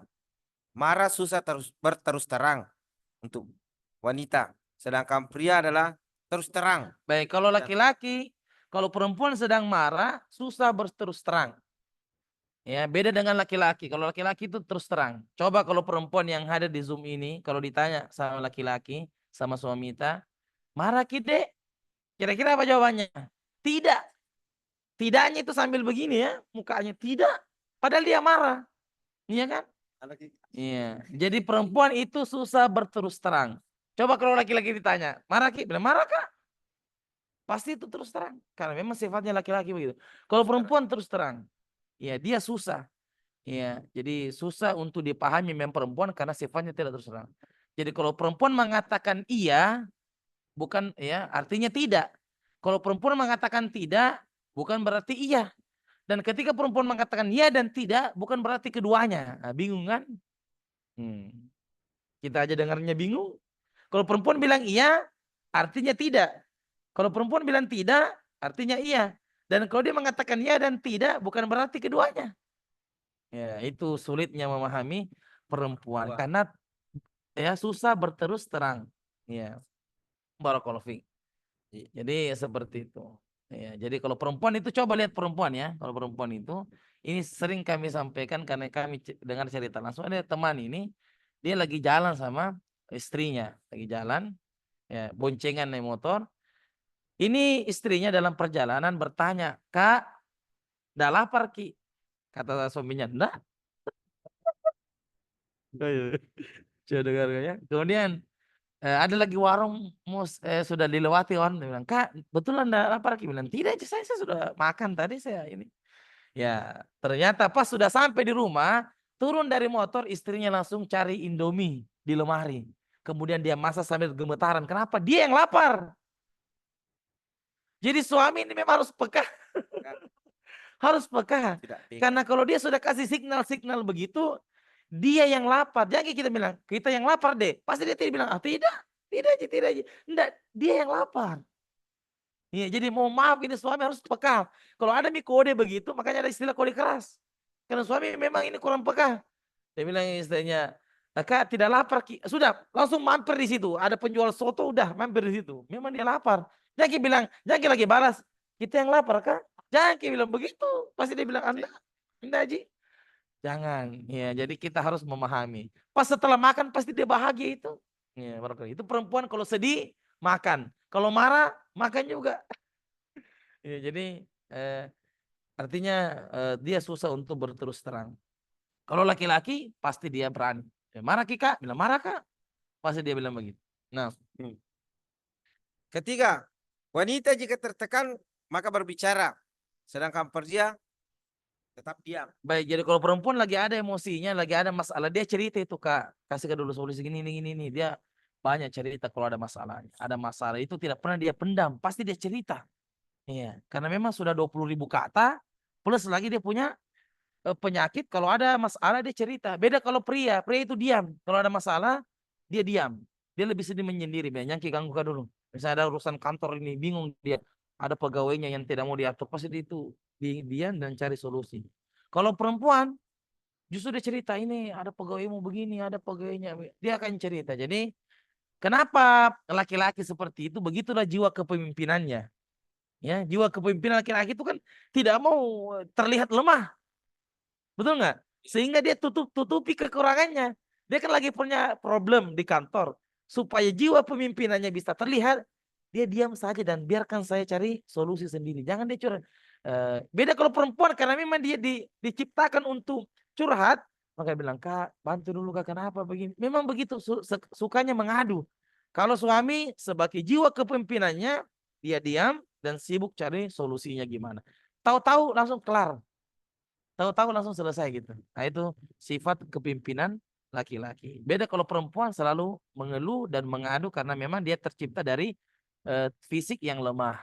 Nah, Keempat, wanita jika ada masalah mau didengar curhatnya saja. Sedangkan pria diam kemudian cari solusi. ya jadi kalau ada masalahnya ini perempuan, dia sebenarnya mau didengarkan curhatnya. Perempuan itu kalau sudah didengarkan curhatnya cukup. Kita bertugas untuk mendengarkan saja orasinya. Dengarkan aja. Kak, anak mau cerita. Udah, cerita deh. Cerita ini. Kita seperti tukang parkir saja. Iya, terus. Oh, iya, terus deh. Oh, ya begitu ya. Terus gimana? Oh, jadi kita kayak tukang parkir aja. Karena kalau sudah dia luapkan itu, dia sudah lega. Sebenarnya dia tidak butuh solusi. Dia cuma butuh ungkapan yang mengendap dalam hati. Dia perlu untuk dituangkan saja. Harus ada yang objek untuk mendengarkan curhatnya. Kalau laki-laki justru kalau dia dengarkan begitu, ada anggotanya yang lemah, sebagai jiwa kepemimpinan dia harus cari solusi. Gimana anggotanya supaya tidak merasa sedih. Kan begitu. Namanya jiwa kepemimpinan kan. Misalnya, bagaimana perasaan suami kalau misalnya ada anggotanya sedang loyo. Pasti dia cari solusi. Cepat ambilkan makanan. Itu jiwa kepemimpinannya. Makanya salah satu kelemahan suami itu, ya, kalau misalnya istrinya mau sesuatu, ya, misalnya mobilitas, padahal sudah banyak tasnya, tapi ketika istri sudah mau menangis, kemudian sudah begini tangannya, Kak, belikan Kak. Wah langsung itu sebagai suami, yaudah beli lagi. Itu karena jiwa kepimpinannya, paham nggak maksudnya? Kalau gitu, misalnya istrinya sedang diet ketat. Kemudian istrinya mau makan misalnya bakso misalnya. Ini sudah dekret tapi suaminya bilang, Kak bisa nggak? Bilang, jangan deh, kamu kan diet ketat tapi. Kak, minta tolong. Udah langsung, udah deh beli lagi. Itu karena jiwa kepemimpinannya ada di situ. Dia tidak bisa melihat orang yang lemah, paham nggak maksudnya ya? Nah begitu. Itulah suami selalu mencari solusi yang ketika ada persoalan. Nah, Kelima, wanita senang belanja. Kelima, wanita senang belanja. Sedangkan pria mimpi buruk. jadi itu perempuan suka belanja ya, Masya Allah senang belanja. Makanya kalau dia di pasar itu tawaf. 7 kali dia tawaf. Bukan sebenarnya dia mencari sesuatu yang murah. Memang dia hobinya belanja gitu. Dia suka cuci mata. Makanya dia suka buka online shop. Ya, dia suka buka iseng-iseng aja. Karena dia sedang cuci mata. Ya, cuci matanya perempuan itu dengan melihat barang. Itu cuci mata. Beda kalau cuci matanya laki-laki ya. Yang haram biasa. Astagfirullah. Kalau perempuan cuci matanya itu dengan membuka online shop. Ya, dia suka gembira. Makanya kalau suami itu tidak suka diajak belanja. Dia maunya yang simpel-simpel aja. Ya. Makanya jarang itu laki-laki pergi ke pasar. Ya, kalau dia pergi ke pasar paling profesinya memang penjual. Tapi kalau dia pembeli enggak. Ya. Makanya ya sebagai kata ilmu psikologis mengatakan laki-laki itu hanya bisa bertahan 15 menit ketika belanja. Setelah 15 menit perempuan masih mau belanja, pasti suami bilang apa? Dulu maki dek, saya tunggu di musola. Ya, tunggu Dulu, bentar. dulu maki dek, nanti saya tunggu di musola atau saya tunggu di parkiran. Kenapa? Lebih baik dia menunggu di parkiran ketimbang temani keliling belanja. Itu laki-laki. Jadi mohon maaf perempuan kalau aja suaminya pergi belanja di mall atau di pasar, 15 menit pertama gunakan dengan baik. Seperti uang kaget. Pernah lihat uang Ya, ya, kaget? ya, ya. Itu yang lo cari-cari. Ya, itu Pak. suami kasih waktu 15 menit. Nah temani gitu. Tapi 15 menit pertama. Tapi sudah lewat namanya. Dedek, pergi maki. Saya nunggu aja di parkiran. Karena dia tidak suka dengan seperti itu. Itulah sifatnya. Makanya tadi, kenapa kita harus bahas ini? Karena jangan sampai istri mengira suaminya seperti perempuan yang suka belanja seperti dia. Oh tidak, laki-laki dulu nggak suka belanja. Kalau dibelanjakan suka. Tapi kalau dia pergi belanja sendiri dia tidak suka. Ya. Jadi ini adalah mimpi buruk. Gunakan 15 menit pertama. Kalau sudah lewat 15 menit maka keluarlah ucapan dek pergi maki belanja. Saya tunggu di musola ya atau saya tunggu di parkiran. Pasti keluar kata-kata itu. Karena memang bukan fitrahnya sebagai laki-laki. Nah, Keenam, wanita kontak mata, sedangkan pria tidak suka. ya jadi kalau wanita itu kontak mata. Coba jadi kalau kita sebagai seorang ayah punya anak perempuan, kalau kita marahi misalnya, kemudian dia lihat mata kita, itu bukan berarti dia menentang. Enggak, perempuan memang jago kontak mata. Beda kalau anak laki-laki dimarahi, pasti lari-lari itu matanya. Atau dia tunduk, kita juga bilang kurang ajar ini. Tidak kurang ajar. Memang laki-laki tidak kuat kontak mata. Bayangkan kalau gurunya perempuan, yang dia marahi anak laki-laki. Pasti guru perempuan yang ngomel. Apa kamu lihat mata ibu? Apa lihat mata ibu? Itu memang laki-laki tidak bisa menahan mata. Pasti dia tunduk. Ya. Yang moderator coba saya lihat matanya. Yang tidak tahan itu pasti tunduk. Iya memang begitu. Ya. Tapi kalau bayangkan kalau guru laki-laki marahi anak perempuan. Ketika dimarahi, kenapa kamu melotot bapak? Dia tidak melotot. Memang dia perempuan kuat menatap mata. Paham maksudnya ya? Paham. Jadi seorang guru harus lihat ini. Kalau dia anak perempuan, bukan berarti dia melawan. Kalau dia lihat mata kita, karena memang dia kuat. Ya, ya. Jadi itu perbedaan antara laki-laki dengan perempuan. Sama dengan perempuan ketika lihat suaminya, suami tidak bisa tahan. Dia bilang istri, kakak kurang romantis. Bukan kurang romantis. Memang dia tidak bisa melihat mata. Itu kata kuncinya ya. Jadi harus dipahami ini. Nah, Ketujuh, wanita tidak mampu baca peta, sedangkan pria tahu arah. ya, jadi perempuan itu paling sulit untuk membaca peta atau alamat. Jangan serahkan Google Map kepada perempuan. Hancur gitu. Ya. Pasti salah. Maka disinilah muncul istilah perempuan sen kanan belok kiri. Ya, ya, ya. Kenapa perempuan sen kanan belok kiri? Karena memang dia tidak bisa membedakan yang mana kanan, yang mana kiri. Kadang salah coba perempuan. Kita tanya, nah angkat tangan kiri. Biasa itu angkat tangan kanan itu. Ketika kita bilang, nah coba angkat tangan kanan, angkat tangan kiri dia. Jadi seperti itulah perempuan tidak mudah membaca peta. Biar itu sampai 5 kali dia datangi itu tempat, pasti dia tetap bingung. Di mana ya masuknya? Ya, apalagi kalau perempuan misalnya naik lift. Misalnya dia pergi ke hotel ya. Hotel. Itu kamarnya belok kanan. Tapi ketika dia sampai biasa belok kiri dia. Salah. Akan dia sudah kira dia pikun. Dia tidak pikun. Memang perempuan begitu. Dia tidak pikun. Ya, kenapa saya masih muda, susah. Selalu begitu. Ya, seperti sebagian jamaah umroh ibu-ibu setelah misalnya kamarnya lantai 3. Bos bilang, Kiri kamar tanya salah di situ, Ibu, kamar tadi kanan. Nah, ya, biasa begitu ya. Nah, begitulah perempuan. Jadi dia tidak bisa membaca peta. Apa manfaatnya? Kenapa laki-laki membaca peta bisa tahu arah? Di situ ada pesan bahwasanya nahkoda rumah tangga ini hanya bisa dipimpin oleh orang yang bisa baca peta, orang yang bisa tahu arah. Makanya akan menjadi kiamat jika istri menjadi pemimpin dalam rumah tangga. Kiamat itu karena dia tidak bisa baca peta, dia tidak bisa tahu arahnya.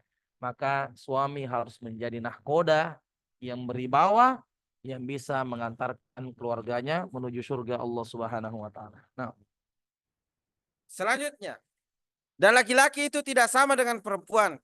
Al-Imran ayat ke-36. baik, ini jelas dalam Al-Qur'an di surah Al-Imran menjadi pelengkap daripada pembahasan tadi. Walaysa dzakaru kal untha. Laki-laki itu tidak sama dengan perempuan. Dalilnya surah Al-Imran ayat 36. Ini firman Allah ya. Walaysa dzakaru kal unsa. Laki-laki itu tidak sama dengan perempuan. Jadi kalau kita misalnya marah istri kita, kamu cerita terus. Istri kita bilang, walaysa dzakaru kal unsa. Laki-laki itu tidak sama dengan perempuan. Kamu harus terima, saya ini perempuan. Dia membawa banyak cerita. Sependiam-pendiam perempuan, ya itu lebih cerewet daripada laki-laki yang cerewet. Jadi kalau ada perempuan pendiam, dia lebih cerewet daripada laki-laki yang paling cerewet. Karena memang dicerita seperti itu. Iya. Baik. Kemudian pembahasan yang terakhir, ya, insya Allah taala berkaitan tentang hak dan kewajiban pasangan. Nah, Hak dan kewajiban pasangan. Kewajiban suami kepada istri. Yang pertama, mahar. Yang kedua, nafkah lahir maupun batin. Yang ketiga, tarbiyah. Yang keempat, muasyarah bil ma'ruf. Yang kelima adalah adil. baik, hak dan kewajiban pasangan. Ada yang namanya hak, ada namanya kewajiban. Kalau kami mengatakan hak suami, berarti kewajibannya siapa? Istri. Kalau kita mengatakan hak istri, berarti kewajibannya suami. Baik. Sekarang apa saja kewajiban suami kepada istri? Ini kewajiban suami yang harus dipenuhi kepada istri. Berarti ini adalah haknya siapa ini? Istri. Haknya istri. Pertama, hak bagi seorang istri dapat mahar. Setelah kita sebutkan tadi, mahar yang paling afdol adalah yang paling ringan, yang paling mudah untuk didapatkan, ya. Yang paling diridhoi oleh istrinya. Itu mahar menjadi kewajiban. Yang kedua adalah nafkah lahir maupun batin. Nafkah lahir ini adalah dia bisa mencari nafkah yang secara real, ya, mencari pekerjaan yang halal yang bisa dinafkahi untuk perempuan atau istrinya. Makanya istri-istri dahulu pernah mengatakan ketika ingin mengantar suaminya untuk cari kerja atau bekerja, maka istri-istri orang-orang soleh terdahulu di depan pintu rumah mengatakan, wahai suamiku, ya, engkau akan pergi kerja hari ini. Saya sampaikan kepadamu bahwa saya ini dengan anak-anakmu ini masih tahan lapar. Dari kelaparan kami bisa tahan. Tapi ada hal yang kami tidak bisa tahan, yaitu panasnya api neraka. Maka jangan engkau masukkan barang haram dalam rumah ini. Masya Allah. Begitu dulu wanita-wanita soleh dulu. Sekarang tidak. Ya, abang tidak dapat uang, abangku tendang. Ya kan? Abang dapat uang, abangku sayang. Kalau abang tidak dapat uang, abangku tendang. Mau halal, mau haram, intinya fulus. Bayangkan ini. Wanita-wanita sekarang bahkan yang menjadi masalah juga, kadang suami itu sudah mau tobat. Misalnya dia pekerja-pekerja yang haram. Penipu misalnya. Kadang ini suami sudah mau taubat. Dia sudah tahu ini salah ini. Tapi istrinya yang bilang, belum. Iya, belum. Atau misalnya dia sudah kehidupannya sudah glamor. Dia bilang, Kak, kalau berhenti Ki, bagaimana miskin careku, bagaimana mobil ini belum dicicil. Inilah pasangan yang buruk. Justru dia harus dukung suaminya untuk hijrah. Iya Kak, berhenti Maki. Ini pekerjaan haram, ini nggak boleh. Tapi tidak. Tadinya sudah ikhlas suaminya mau tobat gara-gara istrinya sudah glamor, sudah banyak emasnya, sudah punya arisan-arisan yang dia harus bayar. Gara-gara istrinya dia tidak jadi tobat. Nauzubillah min dzalik. Kita berlindung kepada istri-istri yang berperilaku buruk, ya, yang bisa menggoda iman suaminya. Kemudian secara batin adalah dia mampu untuk berhubungan badan. Kata Nabi, wa fi bud'i ahadikum shadaqah. Ketika engkau bersetubuh, nah disitulah sedekah. Sahabat heran.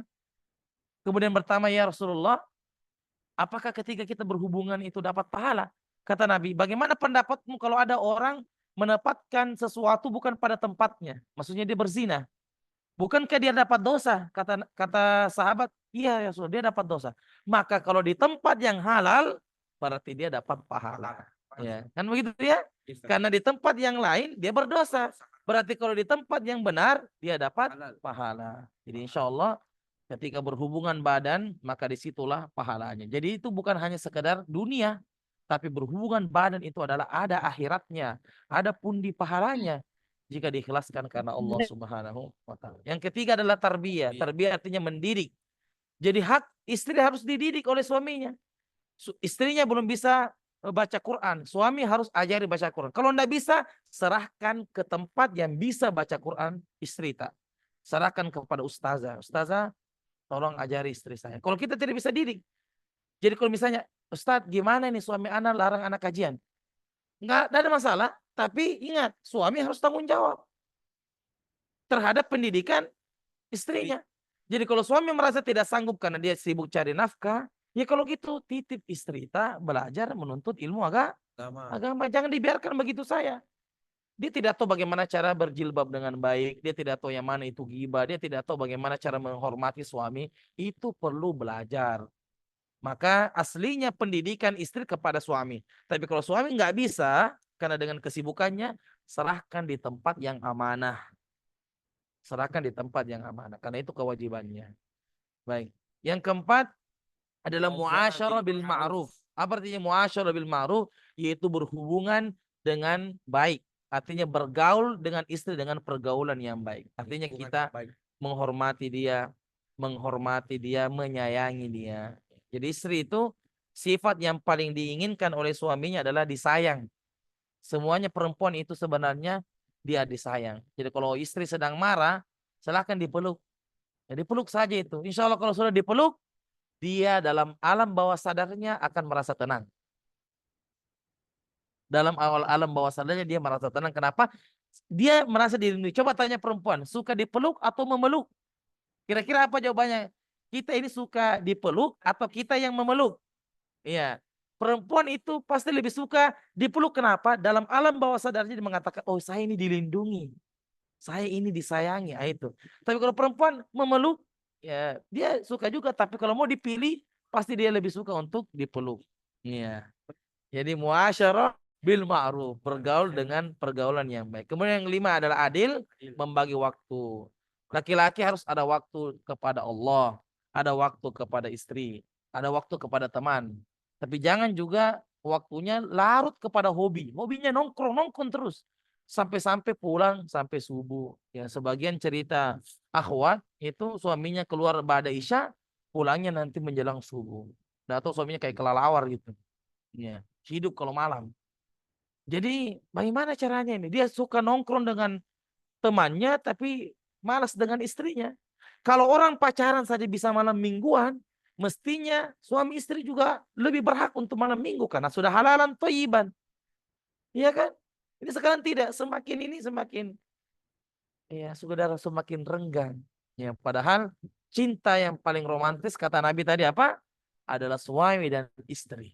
Itu adalah romantis yang paling langgeng jika didasari karena Allah Subhanahu wa taala. Jadi laki-laki sesibuk-sibuk apapun ada ya family time, harus ada waktu dengan keluarga. Diajarilah, itu bukan sesuatu yang membuang harta sia-sia, tidak. Itu justru mendatangkan pahala. Kalau suami sering ajarilah istrinya, alhamdulillah. Itu berarti suami yang baik. Iya, karena dia mau istrinya senang. Iya, jadi sifat yang diinginkan oleh istri adalah disayangi. Itu yang paling dia senangi adalah jika suaminya selalu menyayangi istrinya, dia peluk kalau marah, ya. Kalau istri dipeluk mungkin dia marah, tapi itu awal cerita. Ya, tapi selebihnya dia pasti menyukai. Jadi itu 5 kewajiban bagi seorang suami. Nah, Hak dan kewajiban pasangan. Kewajiban istri kepada suami. Yang pertama, muasyarah bil ma'ruf. Yang kedua, qaul hasan. Qaul hasan. Ketiga, tidak keluar rumah kecuali izin. Keempat, tidak memberi izin orang masuk ke rumah kecuali izin. kelima, dengar dan taat kepada suami. Baik, ini adalah kewajiban istri. Berarti ini haknya siapa? Haknya suami. Pertama, muasyarah bil ma'ruf, yaitu bergaul dengan suami dengan pergaulan yang baik. Bagaimana bentuk pergaulan yang baik? Istri harus menjaga 5. Istri harus menjaga 5. Dia harus menjaga, ya, menjaga matanya, ya, menjaga mata suaminya. Kemudian menjaga telinga suaminya. Ya, menjaga, ya, hidung suaminya. Ya. Jadi mata, telinga, pendengaran, hidung, penciuman, kemudian, ya, perut suaminya. Sudah berapa ini? 4. Dan yang terakhir adalah kemaluan. Dia harus menjaga 5 ini. Jaga pendengarannya, keluarkan kata-kata yang baik. Semua suami sepakat, kalau istri semakin lembut suaranya, semakin mendayu-dayu, pasti semakin disayang. Tapi kalau suami keras suaranya, maka pasti suami tidak suka. Iya. Jadi semakin mendayu-dayu, Kak, mau makan apa? Masya Allah. Iya, luar biasa. Jadi semakin mendayu-dayu, semakin disuka oleh suami. Itu dari pendengar. Dari penglihatan, selalu berdandan dengan baik. Dandan yang berpahala adalah dandan di depan suami. Itu berpahala. Tapi dandan untuk orang lain tidak dapat pahala. Sekarang coba istri latih pakaian dalam rumah seperti pakaian pengantin. Gimana caranya? Seperti hadir dalam kondangan. Begitu pakaian kita ketika hadir dalam kondangan, make up-nya, parfumnya, bibirnya, iya, maka itu yang disukai. Sekarang tidak, ketemu dengan suaminya kayak, ya, dengan daster yang sudah robek itu. Iya, sudah bau terasi, sudah, ya, bau bawang ungu, ya, bukan bawang merah, ya, bawang ungu. Jadi dulu, ya, ketika suami-suami dulu pulang dari kerja, di zaman sahabat itu istri menyambutnya di pagar-pagar rumah. Weh, bukan disambut di dalam rumah, di pagar rumah sudah ada yang begini-begini. Luar biasa. Apalagi kalau sudah pulang perang, wah, ini suami sudah perang itu sampai 3 bulan baru kembali suami. Jadi istrinya itu sudah dapat info, ada WA, maksudnya ada yang diutus. Jadi ya dulu itu ada memang seperti orang yang diutus bilang, tanya kepada istri, bilang saya sudah mau datang. Jadi ada orang yang seperti kayak kurirnya gitu, siap-siap. Jadi sudah siap-siap, memang pakaiannya, bulu-bulu yang lebat sudah dipotong, itu supaya memang, makanya dilarang itu mendatangi istri dalam keadaan malam hari yang dia tidak tahu. Nggak boleh, karena jangan sampai suaminya datang dan melihat sesuatu yang dia tidak suka. Jadi sunnahnya ketika kita dari safar, misalnya dari mana, tanya, Dek, insya Allah sebentar malam saya sudah sampai di rumah. Sehingga dia tidak boleh suaminya datang mendarat, tidak. Karena jangan sampai dia buka pintu rumah, melihat berantakan, atau misalnya tubuhnya istrinya bau misalnya, atau melihat, sehingga rasa cintanya kurang. Jadi sunnahnya itu jangan mendadak ketika datang. Tanya istri, Dek, nanti malam anu udah datang, sekitar jam 10 saya sudah datang. Jadi dia sudah siap-siap, tadi yang berantakan rumah sudah dirapikan, ada tadi pakaian yang ini. Ya, jadi begitulah agama Islam. Segitu perhatiannya, ya, seorang istri kepada suaminya. Dia harus kerjakan itu. Jadi kalau di WA itu tanda-tanda, berarti siap-siap maksudnya. Ya, rumah yang berantakan rapikan, tubuh yang tidak terawat dirawat, pakai parfum, pakai lipstick, pakai skincare. Seperti itu. Itu akan melanggengkan hubungan. Itu telinga, mata. Kemudian apa tadi? Hidung. Hidung itu adalah mencium aroma yang wangi. Pasang parfum. Kalau bisa parfum ini ada setiap ruangan. Iya. Karena biasa suami itu mendadak maunya. Biasanya maunya itu secara mendadak. Jadi pasang parfum dimanapun, ada di ruang tamu parfum. Bukan parfum ruangan ya. Nah, parfum tubuh untuk istri. Supaya bisa siap-siap. Karena namanya suami itu kan tiba-tiba mendadak. Tiba-tiba menyerang tanpa arah. Menyerang tanpa arah, ya, tanpa ada informasi sebelumnya, ya, tanpa ada mukodim. Jadi sediakan parfum di setiap ruangan, di ruang tamu, supaya istri selalu siap, ya, dan suami selalu mencium wangi yang harum. Kemudian perutnya dijaga, makanan masak yang enak. Sehebat-hebat apapun makanan di luar, suami pasti lebih cinta makanan istrinya. Ya, makanya ini juga PR bagi wanita yang belum menikah, harus belajar masak. Ya, harus belajar masak. Ya, lihat tutorial. Ya, tutorial. Jadi biasa kami suruh bikin PR itu bagi yang ikut peserta daurah pranikah bagi akhwat, pertama harus pintar masak. Karena kalau sudah menikah, siapa mau diharapkan masak? Suami kita kan tidak bisa masak. Yang bisa masak itu istri, masak dengan baik. Iya. Cari tutorial bagaimana bisa tutorial masak mie instan. Oh jangan, itu terlalu mudah. Kemudian juga PR yang lain biasa kami sampaikan bahwa coba bagaimana caranya 5 detik sudah bersih tempat tidur. Wah. Iya, coba itu trainingnya begitu. Jadi pasang, pernah lihat di beranda Facebook biasanya ada itu yang bersihkan rumah. Dia klik stopwatch kemudian dia bersihkan rumahnya ya. Satu rumah full. Ah itu coba dilatih. Jadi jangan lelet atau lambat. Jadi coba 5 detik bagaimana caranya tempat tidur kita bersih. Klik langsung bersihkan. Karena juga itu perempuan loyo, lambat, lelet gitu. Jangan. Harus gesit. Ya, jadi 5 detik coba bersihkan tempat tidur dengan sempurna. Kemudian tadi kemaluannya dijaga ya, agar tetap hubungannya harmonis. Karena ini yang bisa, kalau kita sudah jaga 5 ini, insya Allah dia tidak akan berpikir yang lain-lain. Dia tidak akan berpikir kepada perempuan yang lain karena bidadari sudah ada dalam rumahnya. Ya. Yang kedua, qaulul hasan, ucapan yang baik, ucapan yang sopan. Sekali lagi, semakin merendah, suami semakin cinta kepada istrinya. Berkata-kata yang sopan. Kita mengatakan, iya kak, Deng. bilang yang iya deng, iya, iya sayang, ya.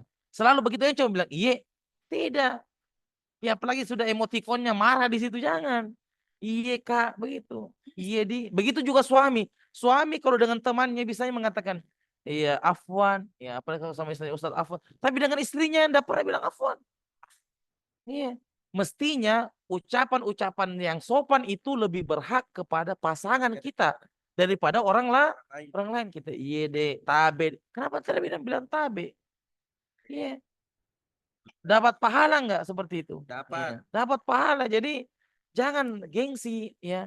Apalagi suami sekarang banyak emotikon, kirim love terus setiap pagi, kirim love. Ya ada itu, masya Allah ada ya yang kisah, masya Allah. Setiap dia kan lagi kuliah, dia sudah menikah. Setiap pergantian pelajaran dia kirim love kepada istrinya. Dia kirim stiker love. Setiap ganti mata pelajaran, setiap ganti dosennya udah keluar dia kirim love. Gitu. Dia kirim love lagi. Jadi masya Allah, kirim love. Coba ini yang sudah menikah kapan terakhir kirim kepada istrinya? Iya. Iya. Jadi kirim.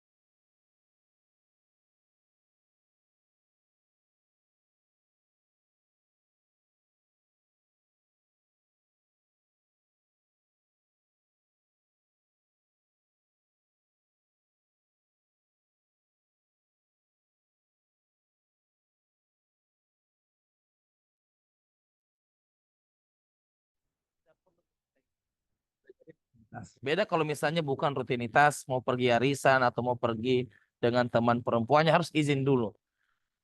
Jangan sampai ada perempuan bilang, Ustadz lebih bagus, ya lebih mudah minta maaf daripada minta izin. Ya jangan ya. Ini perempuan yang tidak benar. Ada nggak perempuan yang sudah sampai di lokasi kemudian minta izin? Dia bilang, Kak, anak izin. Sudah ada di situ. Bukan izin namanya itu, dia minta maaf. Iya. Jadi ada yang bilang lebih baik minta maaf daripada minta izin. Itu tidak benar. Tidak benar itu. Ya. Jadi keluar rumah izin dengan suami. Yang keempat, tidak memberi izin orang masuk ke rumah kecuali izinnya. Jangan, karena bisa jadi fitnah. Ya. Sepupu bukan mahram. Jangan masukkan sepupu kita kalau tidak ada izin dari suami. Karena rumah itu adalah rumah suami kita. Maka kita harus jaga kehormatannya. Yang kelima, dengar dan taat kepada suami. Kata Nabi, seandainya manusia ya bisa sujud sesama manusia, kan sesama manusia tidak boleh sujud ya. Seandainya bisa, maka saya perintahkan seluruh istri untuk sujud di depan suaminya. Saking istri harus taat kepada suaminya. Iya. Ya, lau kuntu amiran ahadan ayyasjud ala ahadin la amartun nisa ayyasjuda ala azwajiha. Seandainya saya bisa menyuruh manusia sujud sesama manusia, maka aku perintahkan semua istri untuk sujud di depan suaminya. Jadi jangan sampai kita keras kepala, dengarkan kata suami kita. Dan kata kuncinya bagi seorang istri, perhatikan ini quotes-nya, bahwa selama perintah suami kita tidak melanggar agama, maka kita harus patuhi. Saya ulangi. Selama perintah suami kita tidak melanggar agama, maka kita harus patuhi. Contoh misalnya begini, kita mau kondangan, istri kita sudah pakai kostum, kostumnya biru. Kita kurang sreg lihatnya, karena kita pakai, misalnya pakai baju merah. Kita bilang enggak sreg deh, kamu harus ganti merah maron, harus serasi dong. Saya tanya, mengganti pakaian dari biru ke merah maron, ini melanggar agama atau tidak? Tidak. Maka hukumnya wajib dipatuhi. Begitu saja kata kuncinya. Kalau selama perintah suami tidak melanggar agama, maka wajib dipatuhi. Cadar ini kan hukumnya sunnah. Tapi kalau suami yang suruh, maka berubah menjadi wajib. Wah. Iya. Saya tanya begini saja. Saya begini. Membuat teh membuat teh itu hukumnya apa dalam agama? Mubah, boleh, sunnah atau wajib? Mubah kan? Maksudnya kita tidak berdosa kalau tidak buat teh. Hukumnya mubah, boleh. Tapi kalau itu keluar dari mulut suami, Dek, buatkan saya teh. Pada saat itu hukumnya menjadi wajib. Paham nggak maksudnya ini? Jadi kalau kita tadi agak heran dengan cadar, kok bisa Ustaz cadar berubah hukumnya sunnah menjadi wajib? Jangankan yang sudah ada asalnya sunnah, yang mubah saja kalau keluar dari mulut suami itu bisa berubah menjadi wajib. Apalagi ini memang sudah sunnah yang kemudian berubah menjadi wajib karena keluar dari mulut suami. Jadi seperti itu tadi contohnya. Kalau suami suruh ganti pakaian, ganti, jangan mekedoh, jangan keras kepala. Karena itu tidak mengubah atau tidak melanggar syariat. Ya. Jadi ganti dek, ganti itu pakai antar. Jangan ini sudah minta dari tadi saya make up kemudian suruh ganti lagi. Jangan. Ikuti saja maunya. Jadi coba lihat nomor 1. Kalau kita sudah jaga pendengaran suami kita, jaga penglihatannya, jaga mulutnya, jaga kemaluannya, jangan jaga penciumannya. Kalau dia masih tidak suka dengan istrinya, berarti suaminya orang gila. Gila itu suaminya. Masukkan di rumah sakit dadi. Karena pasti ada yang bermasalah. Jadi kalau misalnya ada istri yang curhat, Ustaz, kemana suamiku ini selalu keluar rumah, pasti ada yang bermasalah dari 5 ini. Kamu tidak jaga pendengarannya, kamu tidak jaga matanya, kamu tidak jaga penciumannya, kamu tidak jaga perutnya, dan kamu tidak jaga kemaluannya. Pasti dia akan bosan ke rumah. Kenapa kamu tidak perbaiki ini? Iya. Kalau kamu sudah merasa perbaiki 5 ini dan dia masih selingkuh, ya, berarti suami kita berpenyakit. Suami kita itu sedang gila. Suami kita itu gila karena dia sudah keluar daripada kuadrat. Nah, Tidak ada ketaatan kepada makhluk dalam bermaksiat kepada Khalik atau Allah. baik. Tadi kita telah sampaikan, selama perintah suami tidak melanggar agama, maka hukum melaksanakannya apa? Wajib. Sekarang ada hadis Nabi mengatakan, la ta'ata fi makhluk. Tidak ada ketaatan kepada makhluk, termasuk suami kita itu makhluk, dalam rangka bermaksiat kepada Allah. Maksudnya apa? Kalau suami kita menyuruh kita berbuat dosa, misalnya kamu deh keluar, jangan pakai jilbab keluar. Maka kita taati atau tidak sebagai seorang istri? Tidak, karena ini tujuannya untuk bermaksiat kepada Allah. Jadi tidak ada ketaatan kepada suami kalau tujuannya untuk bermaksiat kepada Allah. Membuka aurat maksiat, maka tidak boleh taat. Pada saat ketika dia membantah, itu bukan pelanggaran, tapi itu hal yang diperintahkan. Karena tujuannya bermaksiat kepada Allah. Tapi selama perintah itu tidak melanggar syariat, tidak melanggar agama, maka seorang perempuan wajib untuk mengerjakannya. Nah, tamat. Tamat. Semoga Allah Azza wa Jalla memudahkan pernikahan kalian berdua. Amin. Baik, jadi ini sudah selesai pembahasan kita dari sesi yang ketiga. Semoga Allah memudahkan pernikahan bagi peserta yang belum menikah. Dan peserta laki-laki yang sudah menikah, mudah-mudahan Allah mudahkan juga. Untuk yang keberapa? Untuk yang kedua. Tadi yang belum menikah. Kita doakan semoga disegerakan jodohnya. Insyaallah. Dan bagi peserta laki-laki yang sudah menikah, mudah-mudahan Langgengkan. ya langgengkan. Saya kira tambahkan. Baik, semoga dilanggengkan, Semoga dilanggengkan. langgengkan pernikahannya. Baik, Amin, amin. Ya Rabbal alamin. saya kira demikian Semoga dimudahkan. dari materi sesi yang ketiga ini. Mudah-mudahan bermanfaat. Kami serahkan kepada moderator. Itulah tadi materi yang dibawakan oleh Ustadz kita. Dan selanjutnya ada pertanyaan Ustadz. Yang pertama, Afwan Ustadz, bisakah dijelaskan perbedaan dari 3 kriteria perempuan 3M? Ya, saya kira sudah terjawab tadi. Ya, jadi saya ulangi lagi bahwasanya 3M itu adalah bahasa Bugis, Makedo, Matetong, dan Matojo itu berputar daripada kaku, keras, ya, dan kesimpulannya adalah keras kepala. Ini artinya keras kepala. Jadi ini adalah bahasa Bugis yang artinya perempuan itu tidak mau mendengar, selalu punya pendirian dan pendiriannya itu salah gitu. Ini namanya tidak mau mengikuti aturan. Itu namanya perempuan yang 3M. Ya. Ya, sekira sudah jelas. Selanjutnya pertanyaan yang kedua, Ustadz, bagaimana dengan suami yang sering berbohong mengatakan dia transfer uang untuk ibunya, tapi ternyata dia transfer untuk perempuan lain La haula atau wala calon quwwata istri kedua? illa billah. Subhanallah. Sedangkan istri saya sering diterlantarkan La dengan haula anak-anaknya. La haula wala quwwata illa billah. Ya. Ya, nauzubillah min zalik ya. Ini adalah penipuan ya. Penipuan yang berkedok ini, dan biasanya di WA itu bukan nama perempuan ya, nama tukang batu atau iya nama nama-nama laki-laki yang disamarkan. Ya, pada intinya ini adalah sesuatu yang tidak boleh. Suami itu berdosa. Ya, pertama dia menikah perempuan yang bukan siapa-siapanya dia. Dia bilang calon kan, bukan, belum Istri tentu. kedua. Iya, jadi itu dia kalau calon dia mahram atau bukan? Bukan kan? Bukan. Karena dia bukan apa-apanya, baru calon. Iya.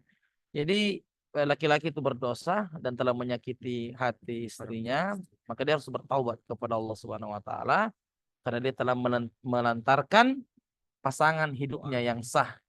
Ya, sehingga tidak boleh seperti itu, ya. Tapi kita sebagai seorang istri perlu juga introspeksi diri bahwa kenapa suami kita begitu. Jangan sampai memang kita yang kurang daripada memberikan servis untuk suami kita. Jadi perlu juga introspeksi dari satu sudut. Tapi sudut yang lain, ya memang suami kita yang keliru karena hal itu tidak dibenarkan. Karena itu telah melanggar agama, menyakiti hati istri, dia kemudian mentransfer uang, dan transferan itu hukumnya ya dia tidak boleh, dia tidak dapat pahala karena itu telah melanggar agama. Nah, Ketiga, istri yang dalam keadaan hamil, apakah itu jatuh talaknya, Ustaz? baik, kata para ulama kita yang talak bid'ah tadi adalah dalam keadaan haid. Adapun dalam keadaan hamil berarti dia dihukumi dalam keadaan suci, maka jatuh talaknya. Jadi seorang wanita yang sedang hamil, kemudian ketika ada suami yang mentalaknya, maka dihukumi jatuh. Karena yang tidak jatuh itu atau yang berdosa adalah ketika wanita sedang haid. Nah, Yang keempat, Afwan Ustaz, kalau sudah jatuh talak kedua, kemudian rujuk kembali dan suami mengatakan talak kembali, apakah itu terhitung jatuh talak ketiga atau jatuh talak pertama? baik. Seperti tadi kita sebutkan ya masalah pulsa ya. Tadi kan sudah dia talak 2 kali kan. Ya, Kemudian sudah dia jatuh talak rujuk. kedua. Setelah rujuk dia talak lagi. Selalu ditalak lagi. Iya. Apakah itu terhitung 1 atau sudah terhitung 3? Jawabannya sudah terhitung 3. Tiga. Karena ketika dia rujuk pulsanya tidak kembali. Pulsanya tidak Yang kembali. keberatan. Makanya seorang laki-laki mesti berhati-hati dengan ucapan ini karena ini ucapan peluru yang tidak boleh sembarang keluar. Ya, tapi kalau memang ya makanya ulama kita mengatakan ada 3 hal yang seorang suami bisa menceraikan istrinya. 1 dalam masalah akidah, artinya ini perempuan sudah melakukan bid'ah atau melakukan kesyirikan, boleh dia talak. Satu ya. Yang kedua, tidak menjaga kehormatannya.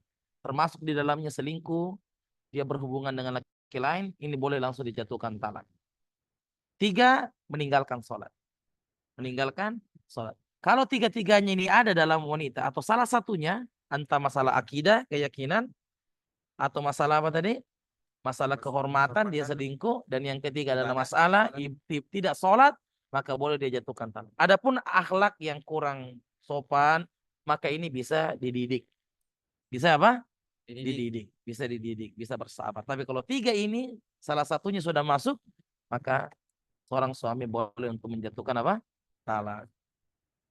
Nah, Pertanyaan kelima, jika suami sudah menjatuhkan talak ketiga dan diurus ke pengadilan dengan alasan bahwa suami telah mentalak istrinya sebanyak 3 kali dan hakim mengatakan itu tidak jatuh talak karena belum pernah naik di pengadilan, maka hakim mengatakan bahwa itu belum terhitung talak.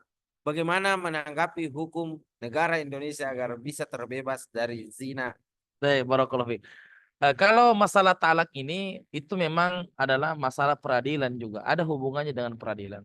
Kalau hakim sudah menentukan seperti yang disebutkan tadi, maka itu yang diikuti. Ya, itu yang diikuti. Kalau ada apa-apa keliru, analisis daripada hakim keliru, maka yang menanggung dosanya adalah hakim itu. Ya, jadi kita ikut aja. Kita sudah bilang ini udah jatuh. Setelah hakim analisis, ini kan hakim tidak bisa langsung jatuhkan hukum. Pasti bertanya kan, kamu kenapa? Kamu kenapa? Setelah itu kita berikan kesimpulan, oh belum jatuh. Maka kembali kepada hukum peradilan. Karena hukum peradilan itu mengangkat khilaf, mengangkat perseteruan. Ya, jadi kalau hakimnya belum jatuh tali, ya sudah, belum jatuh. Tapi kalaupun misalnya di belakang itu salah hakimnya, maka yang tanggung dosanya adalah hakimnya. Maka berat itu menjadi hakim. Ya, berat itu menjadi hakim. Maka kita ikuti peradilan. Nah, Keenam, apa Ustaz? Nikah muhalil itu nikah yang merupakan tipu daya setan. Ya. Zaman sekarang apakah nikah kontrak itu Ustaz? Sama halnya dengan nikah muhalil. nikah kontrak itu bahasa Arabnya nikah mut'ah. Mut'ah. Kawin kontrak atau kawin mut'ah itu seperti ajaran Syiah. Yang mana kawin kontrak itu dia nikah kemudian diberikan waktu tertentu. Setelah waktu tertentu itu habis kemudian selesai. Contoh, kamu kawin 1 bulan saja sebagai suami istri. Setelah itu cerai. Ini namanya kawin kontrak. Beda dengan muhalil. Muhalil itu sudah cerai, suaminya menyesal, mau kembali ke mantan istrinya, maka dia bayar laki-laki untuk nikahi mantan istrinya. Setelah itu menyuruh untuk diceraikan supaya bisa kembali menikah. Itu namanya nikah muhalil. Dan dua-duanya ini adalah nikah yang batil. Dua-duanya ini adalah nikah yang batil. Cuma bedanya tadi kalau nikah kontrak atau nikah mut'ah, nikah yang mempunyai waktu tertentu. Ya. Ya, tidak jauh dengan ya perzinahan ini. Nikah kontrak ini sama dengan perzinahan. Iya, sama dengan perzinahan. Tapi kalau nikah muhalil beda tadi. Ini kasusnya dia menyesal, kemudian membayar laki-laki untuk menikahi mantan istrinya, kemudian kembali bisa menikahi istrinya setelah ditalak. Ketujuh, apa Ustaz, bagaimana hukum pernikahan wanita yang masih punya suami dan dalam keadaan mengandung tetapi menikah lagi dengan laki-laki lain? Dan suaminya yang lama mentalaknya setelah istrinya dinikahi lelaki yang lain. Sahkah talaknya dan sahkah pernikahannya? Baik, kalau misalnya suaminya menikah dengan perempuan lain dan istrinya sementara hamil. Dan istrinya misalnya yang pertama tidak tahu kalau suaminya menikah. Hukumnya dari segi agama sah. Dari segi agama hukumnya sah. Karena seorang laki-laki menikah tidak menjadi syarat izin dari istri pertama. Beda kalau hukum negara. Hukum negara saya kira ada tanda tangannya. Ya kan? Tapi dari segi agama itu sah. Dan dia tidak berdosa. Ya, dia tidak berdosa. Kemudian apa tadi? Oh, yang wanita ini yang menikah Ustaz. Bagaimana hukum pernikahan wanita? Bukan laki-laki.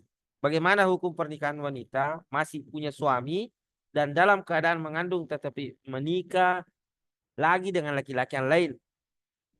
Dan suaminya lama mentalaknya setelah istrinya dinikahi yang lain. Sahkah talaknya di pernikahan? Oh, sahkah pernikahannya? Baik, kalau untuk Istrinya yang menikah ya dia menikah sementara dia punya sama suami. Dia sudah punya suami. Perempuan ini menikah padahal ada suaminya. Dalam keadaan sedang mengandung juga. Ya, kata Nabi, ya, la tungkahul mar'atu ya hatta tudha. Wanita itu tidak nikahi sampai dia melahirkan kalau dia punya anak. Di dalam jumhur ulama mengatakan bahwasanya tidak sah pernikahan kalau ada bayi dalam kandungan. Ada janin dalam kandungan. Walaupun dari mazhab Syafi'i itu hukumnya sah. Ya, makanya kalau ada kecelakaan di KUA itu tetap dinikahkan karena sudah ada anak. Itu mazhab Syafi'i, betul. Mazhab Syafi'i itu dibolehkan, tapi dalam jumhur ulama itu mengatakan tidak sah. Kalau masih ada janin sampai dia melahirkan baru dia boleh menikah lagi. Ya, ini pernikahannya dia batil dan talaknya kepada istrinya itu talaknya sah. Oh, iya, iya. Talaknya Harus sah. memberitahukan, Ustaz. Iya, harus disampaikan karena posisinya tadi kita sampaikan nikah talak yang sunnah adalah talak dalam keadaan suci, termasuk di dalamnya dalam keadaan hamil. Tapi yang talak yang bid'ah adalah ketika istrinya sedang dalam keadaan haid. Sedang dalam keadaan apa? Haid. Tapi dalam keadaan sedang mengandung, ketika suami mentalaknya, maka talaknya sah. Dan ini juga perempuan ya, dia telah melanggar dan dia telah berselingkuh dan dia telah melakukan perzinahan. Nauzubillahi min zalik. Nah, cukup? Cukup. Itulah tadi pertanyaan yang disampaikan oleh peserta dan alhamdulillah sudah terjawab oleh Ustadz kita. Semoga dan selanjutnya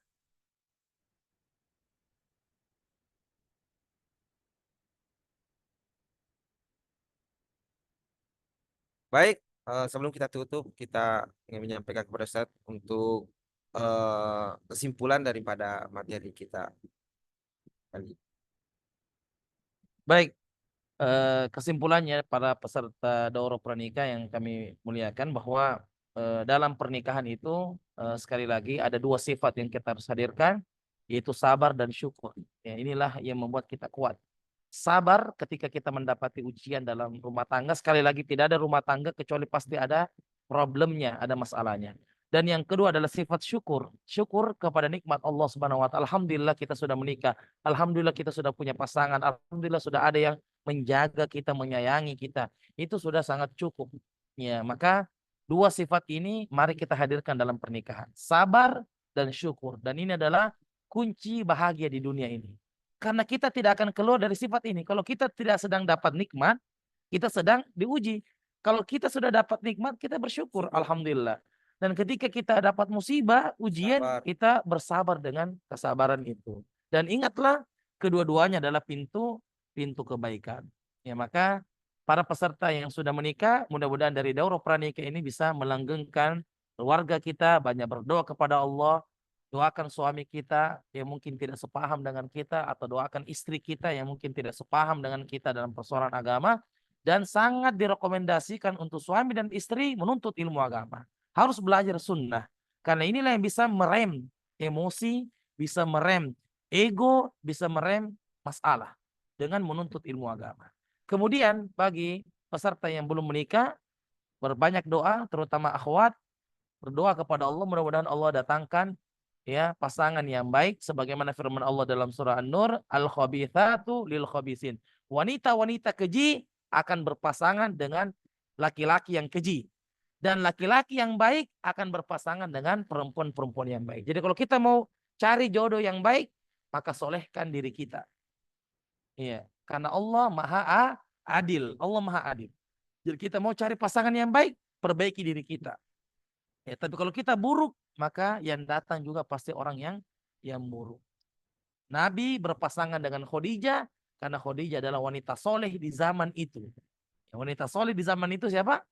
Khadijah, sehingga Allah pasangkan dengan Khadijah. Jadi banyak berdoa, memperbaiki diri, khatamkan kitab nikah, ya, barakallahu fiik. Insyaallah ini grup bisa menjadi ya tanya jawab dalam persoalan pernikahan, sama-sama menguatkan, dan ada nanti kita kirimkan PDF untuk bisa dibaca bagi yang sudah menikah maupun yang belum menikah, baca tentang fikih pernikahan, ya, mudah-mudahan bisa menjadi bekal dalam menghadapi bahtera rumah tangga. Demikian dari kami. Jazakumullah khair atas perhatiannya. Kami serahkan kepada moderator.